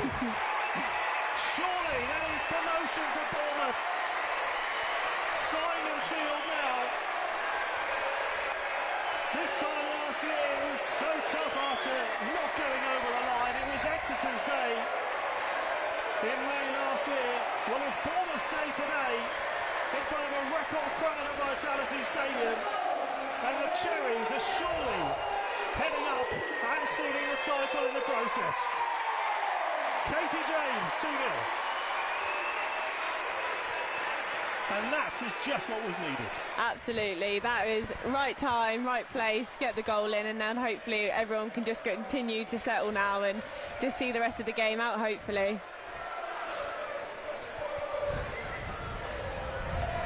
It was a brilliant ball in, wasn't it? Yeah, absolutely what you want, and for KJ to be there on the end to put it in the net, brilliant. She's bouncing there, found the finish. And Bournemouth haven't conceded more than one in a game all season in the league, and if they just do that one more time, the job is done. But saying about everyone breathing out easier, they could breathe out a lot easier now, it feels. Yeah, definitely. That 2-goal cushion is absolutely massive, and hopefully the girls will feel it out there as well.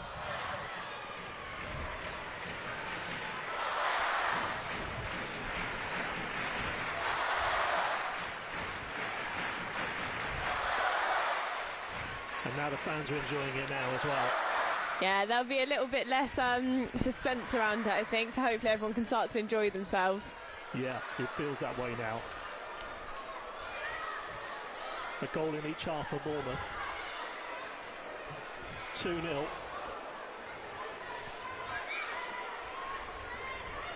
They've been in a game today, but it feels they've always generally had that control on the whole, even though Bristol Rovers have had their chances today.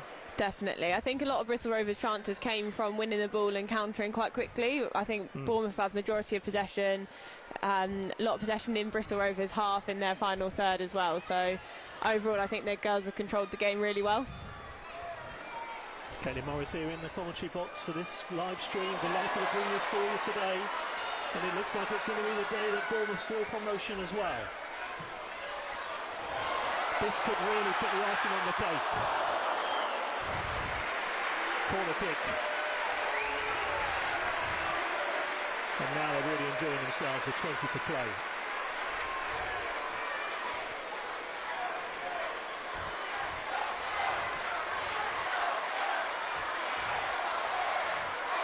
Baron Clark to take.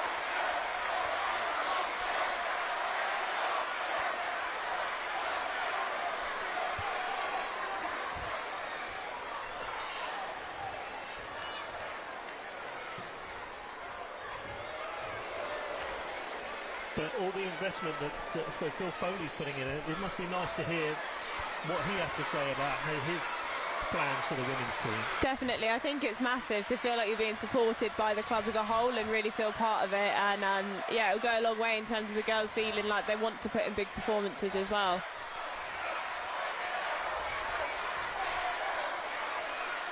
Baron Clark again.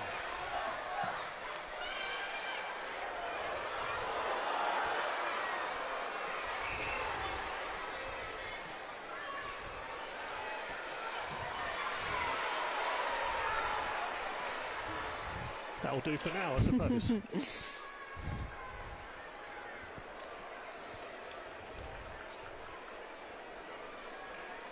Has this gone kind of how you probably thought it maybe would today? Yeah, I think so. I think there's always going to be an element of nerves around games like this. You're at the stadium, you've got a big crowd and it's such a big occasion. So I think it's normal that there's maybe been things that haven't gone quite as, you know, they would have usually gone. But I think the perseverance and the ability to get that goal early on was massive. And now that second goal should hopefully just let everyone take a minute and settle. I think people will be getting excited now. There'll be the girls will start to feel like they're getting really close to it. So it wouldn't surprise me if there's a few emotional moments that might take over, just because it's the nature of the game, and you know you're just over 15 minutes away from having exactly what you've worked for all season, and for a lot of the girls for a lot of years now. So I think you'll start to see maybe a little bit of an overspill of emotions on the odd occasion, but hopefully everyone can keep it together. Well, it was nice to see those messages of support from the family members as well, which was quite an emotional watch earlier before the game. Huge. I think a lot of the players, you know, as much as you do it for yourself, you're also doing it for your family. No one would have got here without the support of people around them. So I think to be able to give them something back and to have them part of it is amazing. And Jenna Markham's going to be okay.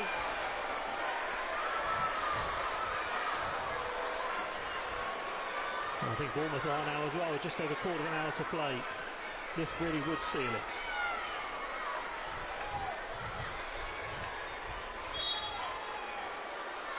Can she make it 3?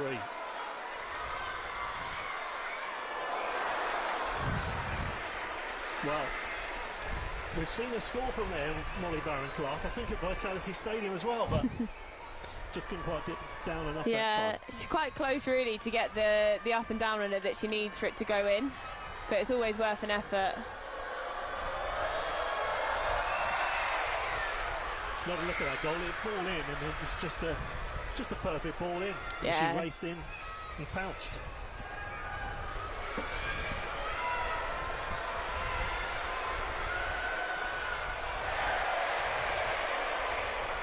Daisy Ackerman, again, it's probably been kept a bit quieter in the second half than she had in the first, when she had an excellent first half. Yeah, I think that would have been part of the team talk, is identifying actually where are Bristol Rovers getting successful at the moment and how are we going to counteract that to prevent it a little bit more.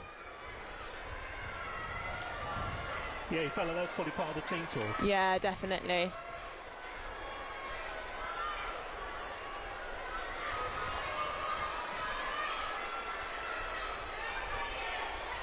Headed on from James.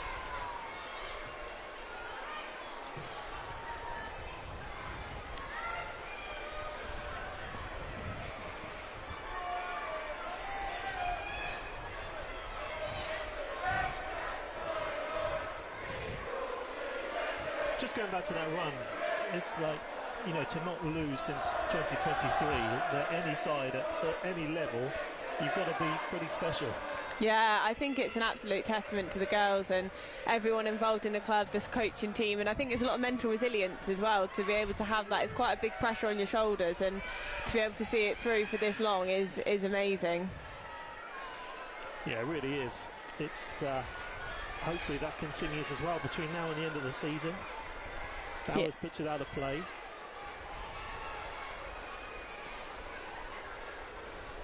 Starts to cloud over here, but it's not going to stop any celebrations here in a quarter of an hour's time.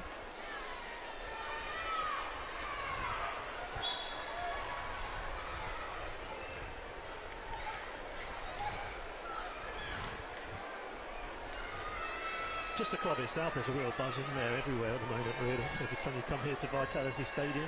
Yeah, you're expecting goals and you're expecting wins. It's a really exciting period of time for the club, both with the men's and the women's teams doing so well. Excitement's in the air, and this is going to be the moment in the club's history today.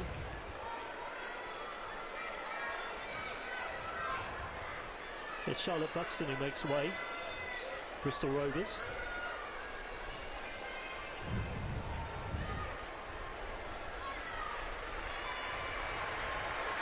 Abby Todd comes on. Gemma McGuinness comes off. Charlotte Harris is going to come on for Bournemouth. It wouldn't surprise me if he's going into a back four just for a little bit of additional security. Yeah, and really, McGuinness is a great player to have when you're bombing forward, but Bournemouth, I suppose, don't really need that. No, it'll just be protecting the lead now, keeping it tight at the back and not letting them think they can get back into it.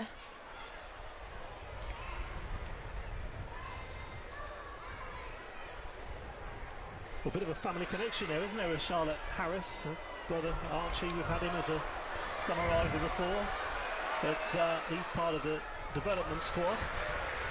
But good to have her in the squad. Yeah, definitely. She's been a really good signing to come in, and again, just having different options off the bench, having people that can start games, having a big squad is so important in leagues like this, and that's partially why the girls have had so much success, is because there is so many players in the squad that can come in and do a really good job. 12 to go. So we've got left now, and Bournemouth are edging closer, getting this job done here, and everything's going to go in their way, isn't it, now at the moment? It is, and this is the thing, when you've got 2 goals as a cushion, you are able to feel like you can be more comfortable, more confident in how you're playing. Yeah. And the momentum's definitely swinging our way, which is amazing. And now there's still going for that third goal, because there's 6 of them in the box still. when you get the free kicks, the throws, and it feels like that energy difference between the sides. As that just goes in the 6-yard box up towards Bowers. Williams can't quite get the shot away. Those energy levels you can just see, can't you, between the two, really? Yeah, definitely. And Bristol Rovers, well, they'll be starting to feel it. They'll be tiring out. They put a lot of effort in to get to where they have so far. So I think they'll definitely be feeling the effects of all the hard work in the first 70 minutes of the game.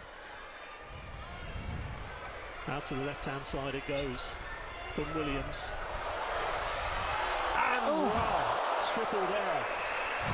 Did that hit the woodwork along the way? I think it did, skim the post, yeah.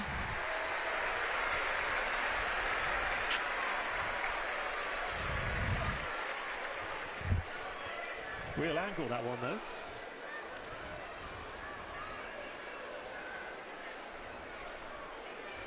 And that's where she's good, isn't it, when she cuts inside in those kind of areas. Yeah, she's so confident with the ball at her feet to get her head down and take players on, cut in and have a shot. Could have been.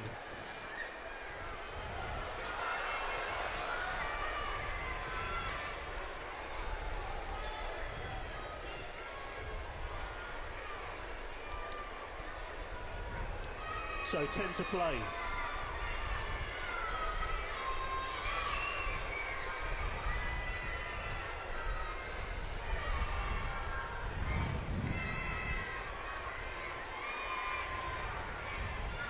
Bournemouth are very nearly there,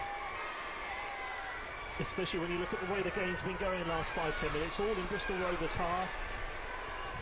There was a stage, wasn't there, between sort of 50-60 where it got very end-to-end, which is a real crucial part of the game that Bournemouth didn't concede during that period. Yeah, I think when it's 1-0, Bristol Rovers definitely would have fancied themselves to have got a goal, and once you've got one goal back, then it changes the dynamic of the game completely, so it makes sense. And now, like I say, with the second goal, I think there's been a real kind of shift in momentum. Bristol Rovers will be frustrated, they'll be tired, and I think this is where you should see Bournemouth really come on with it.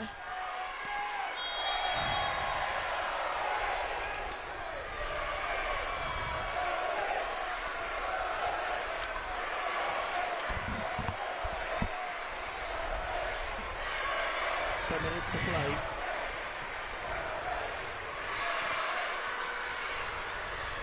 And there's going to be a real party going on here. I know the season is going to be carrying on for a few more games, but could be quite an evening this evening if things stay as they are. Yeah, I'm sure there'll be big celebrations going on from a lot of people, which would be lovely.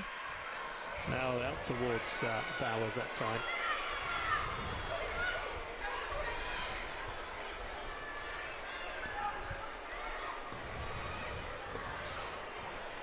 What about when your Southampton promotions, was it always a... We'll go back to that in a second. I suppose at times it was during the COVID period a lot of the time, wasn't it, as well? So it was a bit more difficult then. Yeah, so one promotion we didn't really get to celebrate at all. So the first one was great occasion, you know, you have your family and your friends there celebrating. Second one was a little bit of a weird one because it was right in the middle of COVID. And then the third one was brilliant, one of just a great occasion and something that you bond with. You know, I'm still in touch with a lot of the girls now, and I think going through those kind of experiences together brings you really close, and you do share a special moment. Just gets away from her that time. I suppose that's what it does, isn't it? If you win a promotion, it brings everyone together, and one that you'll remember for forever, definitely. Really. And you've had a squad of players that have worked to one common goal for a long time, and the season is, you know, it's up and down, and players are in form, they're out of form, they're getting selected, they're not. And I think having that one goal that everyone is working towards is something that really brings you close. And Bournemouth are 7 minutes away here after that really dramatic night on Wednesday, that Aaron Foley penalty save after Cherries were 2-0 up. At the moment, there's no sign of any of that kind of drama, which Bournemouth don't want. They'd happily have a drama-free afternoon and get the job done.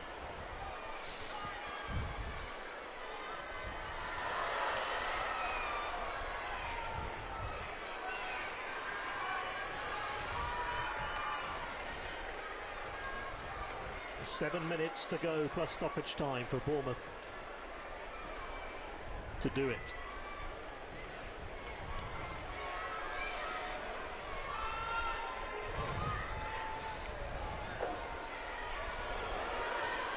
good run.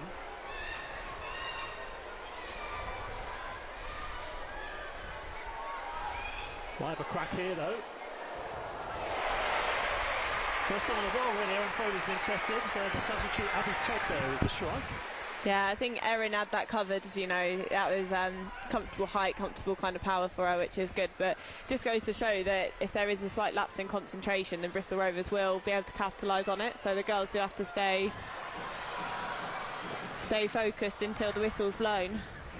Well, that's the thing, isn't it? That one opportunity there makes you realise that things can change.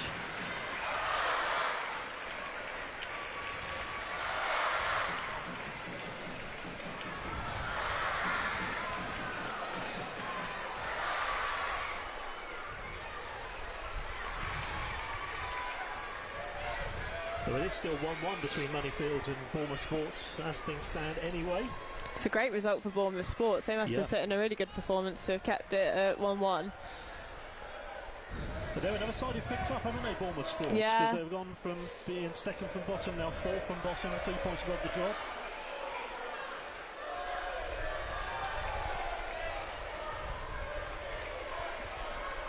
Good to have the two Bournemouths in the same league, though, going head-to-head this season. No, it is. It's always nice having a bit of a local derby, and it's just good that you've got players in the area that are able to have two teams that can go and, you know, they can go and get minutes for. It's such a positive thing. Yeah, absolutely so. The third tier awaits, though, for Bournemouth. Unless an absolute miracle happens today. And they'd also need a lot of things to go against them in the final 5 minutes, including Moneyfields to score, which they haven't yet. 1-1. Well, they haven't got a winner yet anyway, after that equaliser in the second half.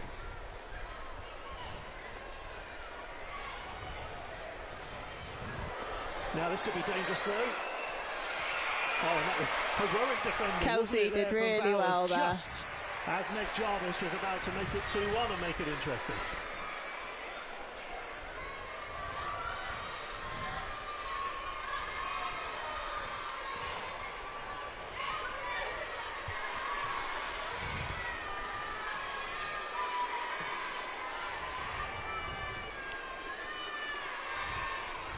We'll do now for Bournemouth up to the halfway line. Here's James.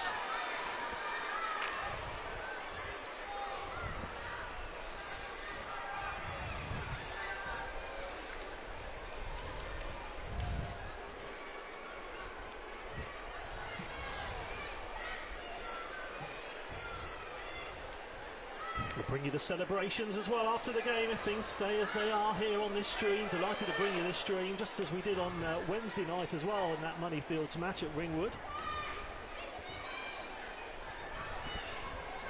That was frustrating, wasn't it, when the fog came along for that original tie, original match against It was Moneyfields? really frustrating. I think right from arrival though it was a bit like, oh, I'm not sure we can see too much here, so there was always a little bit of a question mark over whether it could go ahead or not.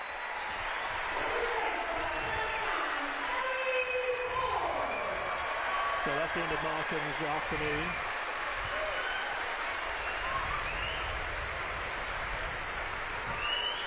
Again, she's played well, and such an important goal to give Bournemouth the lead in the first place. No, absolutely, and I mean, I'd love to see her stats after this because she just runs and runs and runs, and she's always such an outlet up there, and I think it's nice she's been taken off and has been able to have the applause to say well done.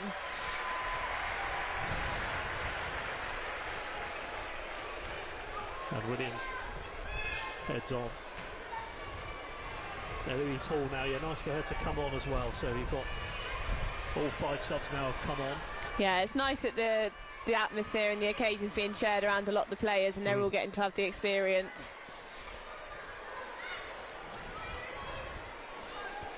Here's Todd.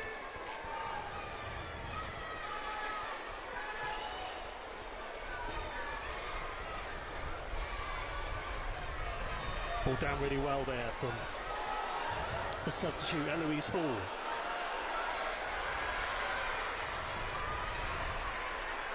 The striker. Saying earlier about a number of these players on the pitch have won promotions in the past, and they're about to win another as well here.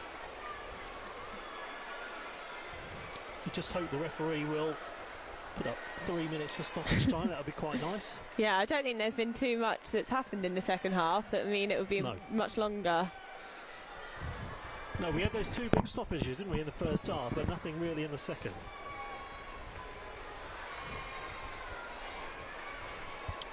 Final few instructions from Steve Cuss to get them over the line. I think he could be quite emotional. Is he an emotional kind of man, or is he not one of those that's going to let those emotions show? I'm not sure. I'm not sure on the occasion. I don't know how it's going to affect him. It'll be really interesting. I think a few of the staff members would be emotional. But I just think it's been such a long time coming that, you know, everyone's going to be feeling those feelings of relief and joy and excitement, and I think there'll be a right mixed bag of it. Yeah, a right mix, absolutely so. Everything coming out all in one go, and we'll see it very soon. As Bournemouth are going up.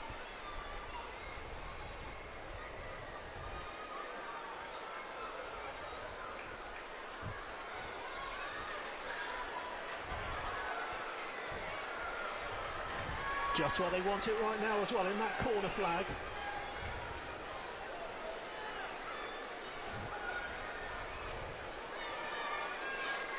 Just those 6 points dropped last season, just that draw at home to Keynsham, wasn't it, as well, which was just the frustration.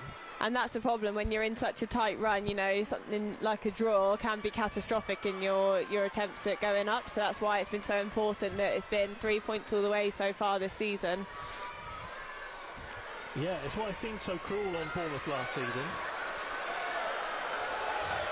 In a way, you almost want 2 up from this league, as difficult as that is going to be. I mean, there's so much quality in the leagues. I think as every year goes on, you're getting higher and higher quality players, the teams are playing better, and there is definitely scope to expand those leagues at the top. It's just how long it takes and when it's going to get there, because there's lots of teams in here that can compete with Tier 3 clubs. You know, Bristol Rovers getting a result against Oxford is massive, and it goes to show that it doesn't necessarily need to be quite such a big step between them. No, that was a big win for them. Picked up a lot of league wins this season, Bristol Rovers. They're not going to get a win here today, though. 5 minutes of added time indicated.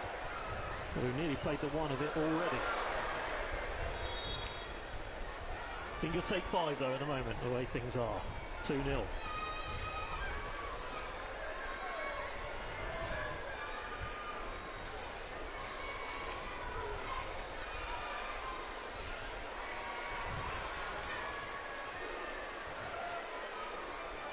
We'll bring you all the celebrations as well after this game. Stay tuned. Looking forward to it. Everyone, as you'd understand, still very much in their seats.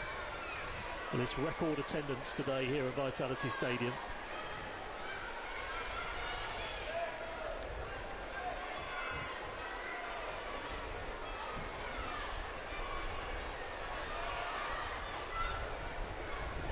We were saying earlier, weren't we, even in the Championship, sometimes the grounds, you might play at a bigger ground or a 30,000 capacity and you only see a little bit of the stand filled up. Yeah, but definitely. Here, this is a total contrast. Yeah, no, I think it's great, and one of the benefits of Vitality being a little bit smaller is, you know, you've got 5,000-6,000 here today, and it does feel like there's a great atmosphere, and, you know, you don't quite feel the effect of the empty seats as much.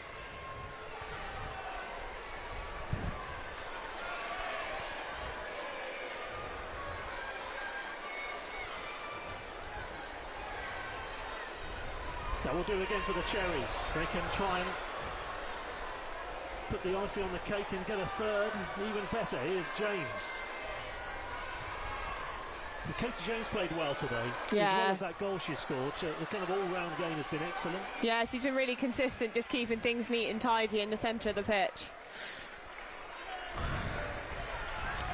Scored 2 of those goals against Swindon as well here. Baron Clark and Bloomfield also on the score sheet when Bournemouth played here back in November. One was a brilliant strike from James. Yeah, it feels like a really long time ago. It does. And still those wins have come. 18 league wins. 3 goals conceded. Before Wednesday, Foley had gone 22 hours without conceding in the league. The stats everywhere have been absolutely fantastic, and they've got a promotion and a title to celebrate in 2 minutes' time.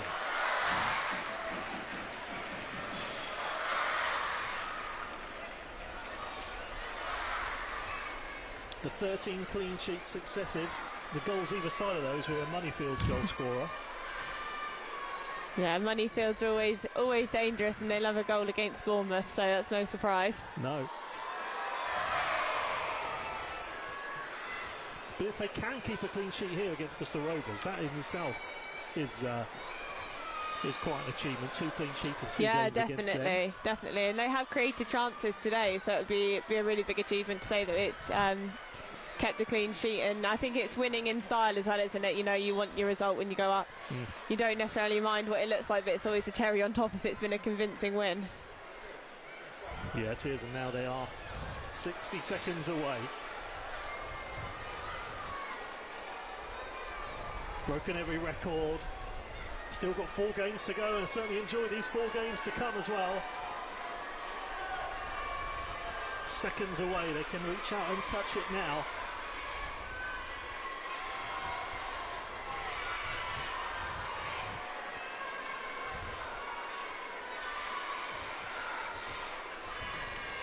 Next time that goes out of play, you would think that would be it. The girls are getting ready on the side of the pitch. They can tell it's not far away. Yeah, they're braced, aren't they, on the edge? Waiting to run on.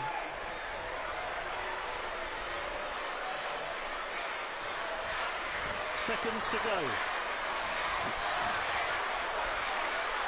18 games, 54 points, more than 80 goals. The goal difference of +80, and that is that, and the celebrations can begin. AFC Bournemouth and National League Division 1 Southwest champions. They're promoted to the 3rd tier. The crowd goes wild. Everyone on the pitch, all the players, the whole squad, the coaching staff, and how they'll enjoy this evening, and how they'll deserve to enjoy this evening. 18 games, 18 wins, +80 goal difference. Bournemouth are not only going up, they're going up in style. And they've beaten Bristol Rovers by 2-0. And Caitlin, now the celebrations really can start. Yeah, I'm so pleased for all the girls. It's going to be an absolutely amazing afternoon, and every one of them deserves it so much. So yeah, absolutely so proud, so pleased for everyone, and I'm just buzzing that it's gone the way we wanted it to. Yeah, the crowd really enjoying that one. The champions banner coming out now for them to celebrate and hold that trophy aloft.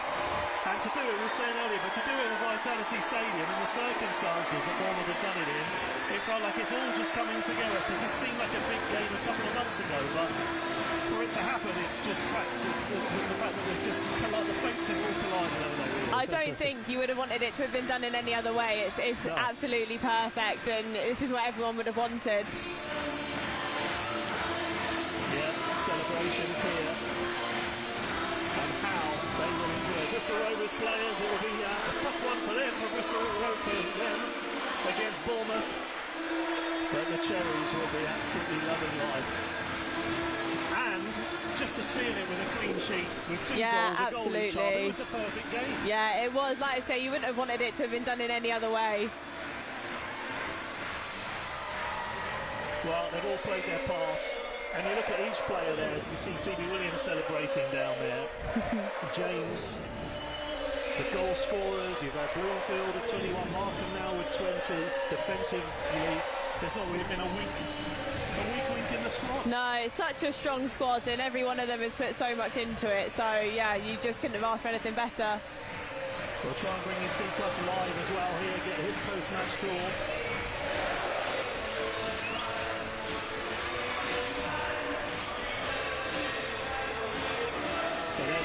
Soak it all up.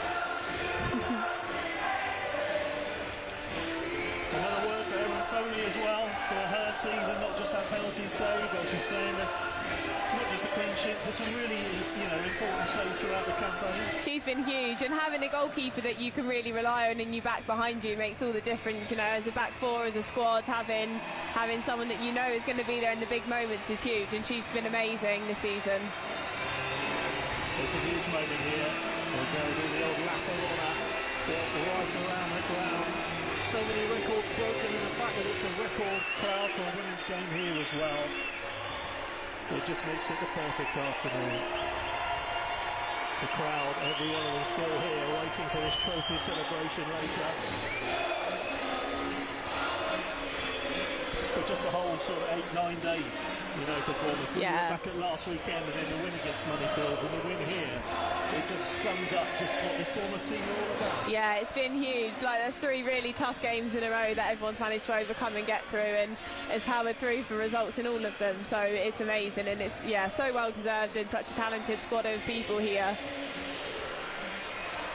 And they're still going round, enjoying this moment, and they will soak it up. And maybe one of these moments is one of those where you look at this and the next day and it all seems a bit of a blur. Yeah, I'm sure it will be, and I think it's like I say, when you put so much time, effort, dedication into getting something, it's just soaking it up and having the moment now, and then I'm sure tomorrow morning it will feel a little bit surreal, but you know, the season's not done yet, so people are going to have to come back into training next week and go out, and you've got more fixtures to come, so it'll be a bit of a tricky one to manage, but no, I think it'll be so exciting for everybody. And how does it feel for yourself, obviously up here in the commentary box here today and watching on? I'm glad to be part of the day. Obviously, as a player, you always want to be contributing on the pitch, but it's I'm just so proud of everybody, and to be part of the club is amazing, and it's such a family feel, and I'm just so excited for everyone. So I'll go down later and say well done to all the girls and have a celebration with them a bit later on. Oh, excellent stuff. Well, you're free to go down now and celebrate anytime Thank you like so as much. Well. There we are. Great to have you there today, Caitlin Morris. And thanks very much for joining us. Great to have you. And she's going to go down and understandably join in with the celebrations as well now with her teammates. So what an afternoon it's been. It went as we perhaps thought it might have done. A clean sheet, a goal in each half. And maybe a few edgy moments up to that goal. But then as soon as the goal went in, the confidence improved. And there was only going to be one winner when Katie James drove through and scored after a really deep ball into the penalty area. Steve Cuss down there, how he'll enjoy those celebrations himself. It looks like he's talking to our man Neil Perrott, I think would be able to bring us some live reaction in a second. Let's go down now to Neil with the manager and speaking to Steve Cuss. Steve Cuss, congratulations. Give us your immediate reaction to the title win. It's fantastic. It's a special day, a special season with a special set of players, and to win the title here at the Vitality Stadium is special memories that's going to last forever and ever and ever. It's just so pleased that the girls have managed to pull it off. Probably wasn't our greatest performance, but you know, it's been a tough week, and they've shown their mentality right throughout that week to come and win here with all the tension and pressure. So pleased for them. 7,076 a crowd. It's a record crowd as well. It's unbelievable crowds. Obviously, to get 7,000 here for a women's game, and we needed them today, and we got them, and they supported us, and great moments for us. And they're raising the memory of last season's heartbreak as well. Yeah, that's gone now, isn't it? We're champions, and we've got to enjoy this now. Thank you.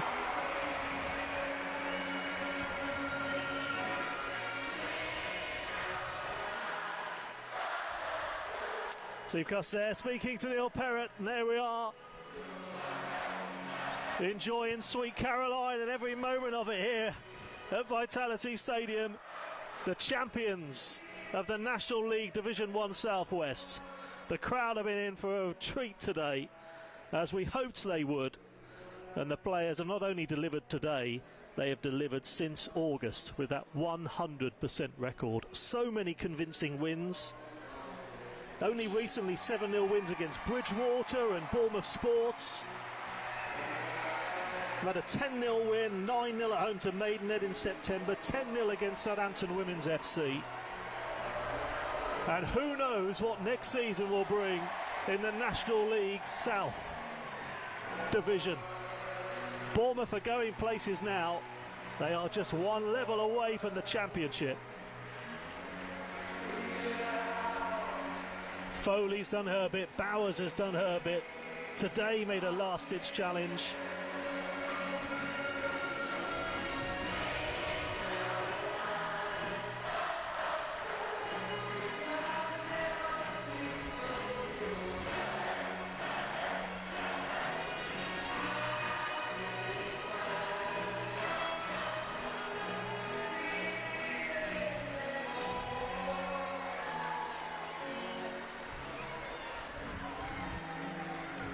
I'm sure they will party long into the night, and good to see Caitlin Morris. Our summer eyes are down there now as well, joining in with her teammates and going up to those fans in the Steve Fletcher stand.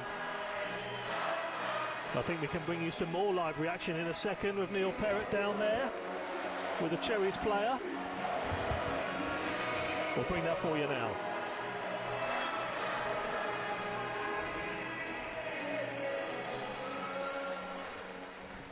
Jenna Markham, just give us your immediate reaction. You paved the way for this win. Yeah, I'm absolutely over the moon. Honestly, no words can put into how everyone feels right now. Winning in front of all of our friends and family is such a special occasion. I'm so grateful to be here. You did exactly the same last season with Exeter. You came here to win the title again, and you've done it. Mission accomplished. Yeah, exactly. We had one objective, and that was promotion. We're still in a couple of cup competitions, which is good. But I mean, it's incredible to get to celebrate with so many people here supporting us. So yeah, incredible feeling right now. It's a record crowd of 7,076. Just tell us about what it's like playing in front of a crowd like that. Oh, unbelievable. I mean, nerves, obviously, because we're not used to it, but... yeah, it's incredible. Like, I think the most important thing is we've all got all of our friends and all of our family here, which was the whole reason that we tried to make them proud and play football. So, yeah, honestly, I can't even describe how happy everyone is right now. I mean, look at it. It's great. Congratulations. Go and enjoy the fun.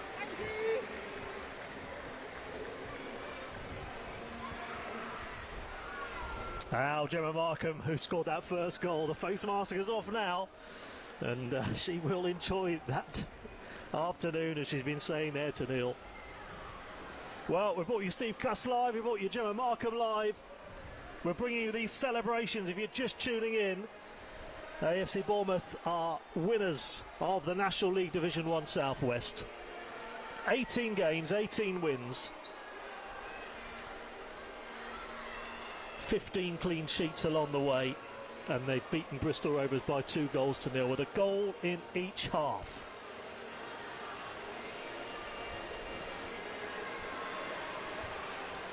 Been fantastic to bring you this stream today, and the one in midweek against Moneyfield. It's been quite the week for AFC Bournemouth, and I was saying about these convincing wins, they've scored at least 2 goals a game every single game this season in the league. Let's go. I think we've got some more reaction with Neil as well, speaking to another player. More reaction down there. Katie James, give us your immediate reaction to winning the title. Yeah, I'm just buzzing for the girls. I think we put everything into this season, and I'm glad it finally paid off. It was a tough game today, and credit to Bristol. They made us work hard for it, but we deserved it at the end of the day. It's a record crowd of 776, and you're our record goal scorer at Vitality Stadium, a 4th goal. Yeah, I don't even know what to say about that. It's a great achievement, and obviously thank you to the fans for coming out today. We heard them all the way through the game, and they got us over the line. Just tell us about 12 months ago to compare today. Yeah, 12 months ago, I think half the squad were heartbroken. Half of them are still here as well, and it just makes it so much sweeter because we were so close last year. But we've got 2 cup finals to come now, so we just want to keep pushing on and get all the silverware we can. Go and enjoy the fun, Katie. Thank you.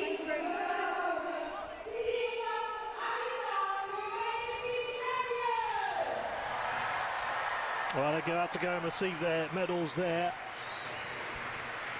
And now we really will be able to see these celebrations begin.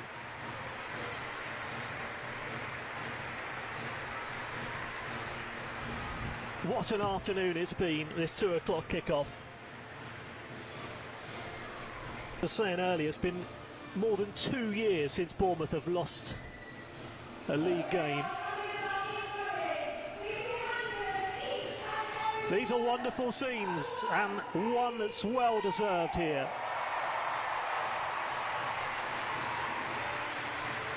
And no one deserves it more than her, first up.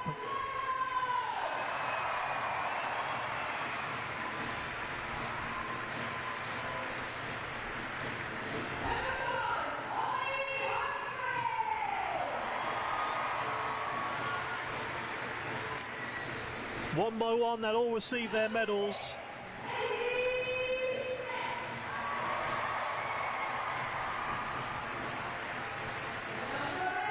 Before lifting that trophy aloft.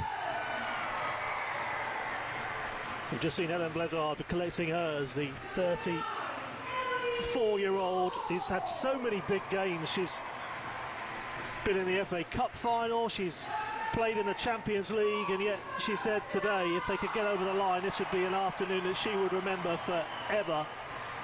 There's Phoebe Williams there and Baron Clark doing a cartwheel before collecting her medal.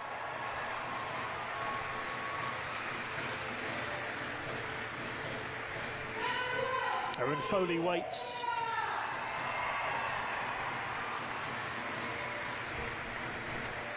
So too does Charlotte Harris, receiving her medal. And as we said earlier to Caitlin, there's not one player who's put in a bad performance this season. There's not been a player that you'd say has been a weak link in the squad. Certainly not Erin Foley, the goalkeeper. And certainly not Ellie Stripple coming up to receive her medal too. One by one, each player has played a part, and even those that haven't been in the side so much through injury, they've all played their part in the squad.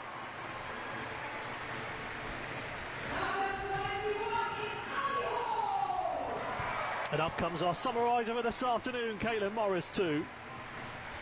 Good to see. Couldn't keep her up here any longer. She needed to get down and join in with the celebrations.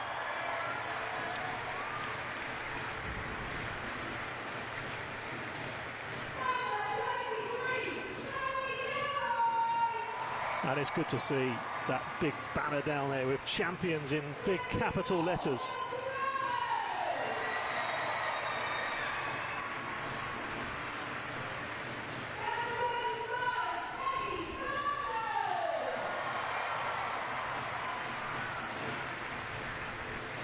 And they've all pretty much nearly received their medals now. Kenny Thompson going up now.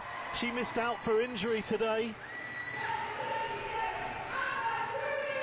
but she scored some big crucial goals, not only this season but last season as well,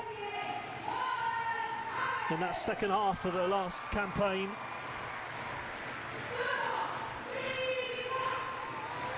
Same goes for Amber Trueweek, who's had a great game and a great season, who's just collected her medal, and not forgetting the man himself, the head coach Steve Cuss, who gets a huge response from this home contingent.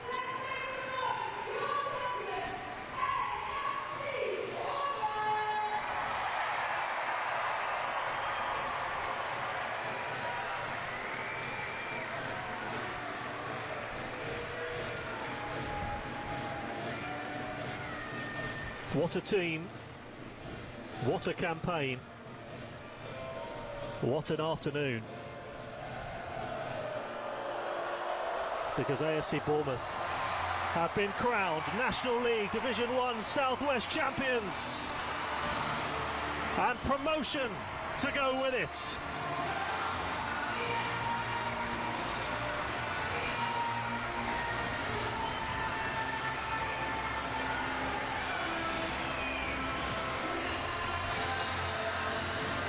Abby Jones has been at the club for so long, lifts that trophy aloft.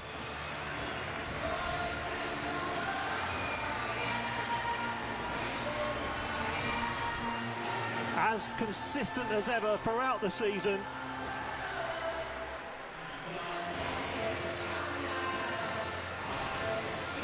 More moments again that they'll treasure forever, including Steve Cuss once again, who goes to join the team in the photo shoots. Bristol Rovers players looking on as well, giving a round of applause. They might be wondering, them too, it could be their year next year. They've certainly had a fantastic campaign with those 3 promotions in 5 years.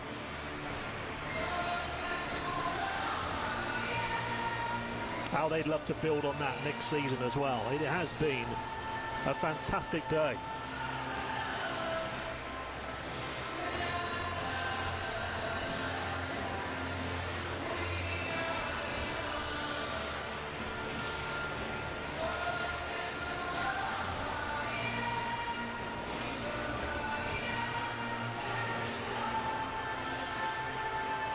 hopefully for these players, the first of many promotions. These big ambitions for Bournemouth to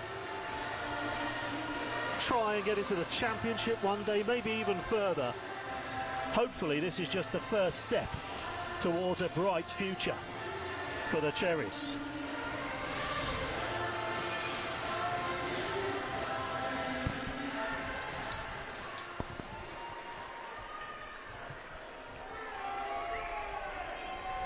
Two goalkeepers down there as well, celebrating. Katie Scadding in there.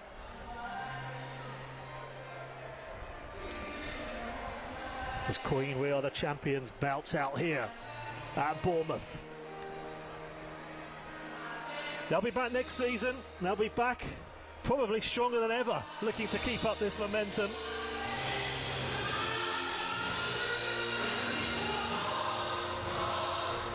But right now it's all about today, and next season can wait.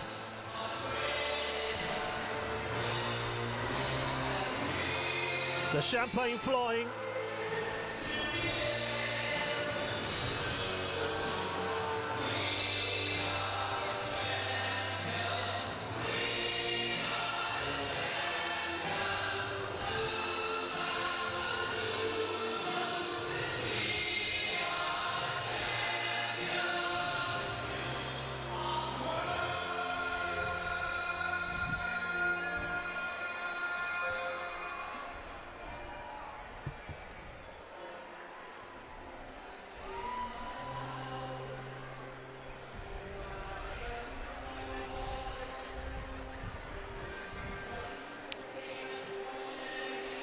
So thank you very much for watching this stream today. We've brought you some live reaction there a minute ago from Steve Cuss, from Katie James, from the two goal scorers today, Gemma Markham as well.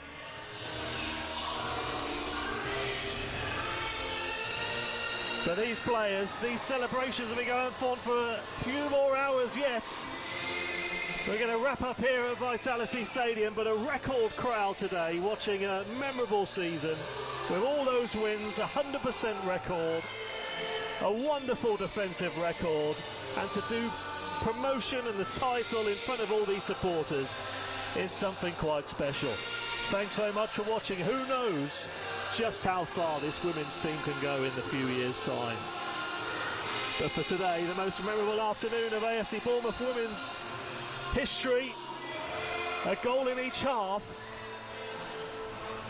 as Bournemouth have beaten Bristol Rovers 2-0 and sealed promotion and won the title in the process.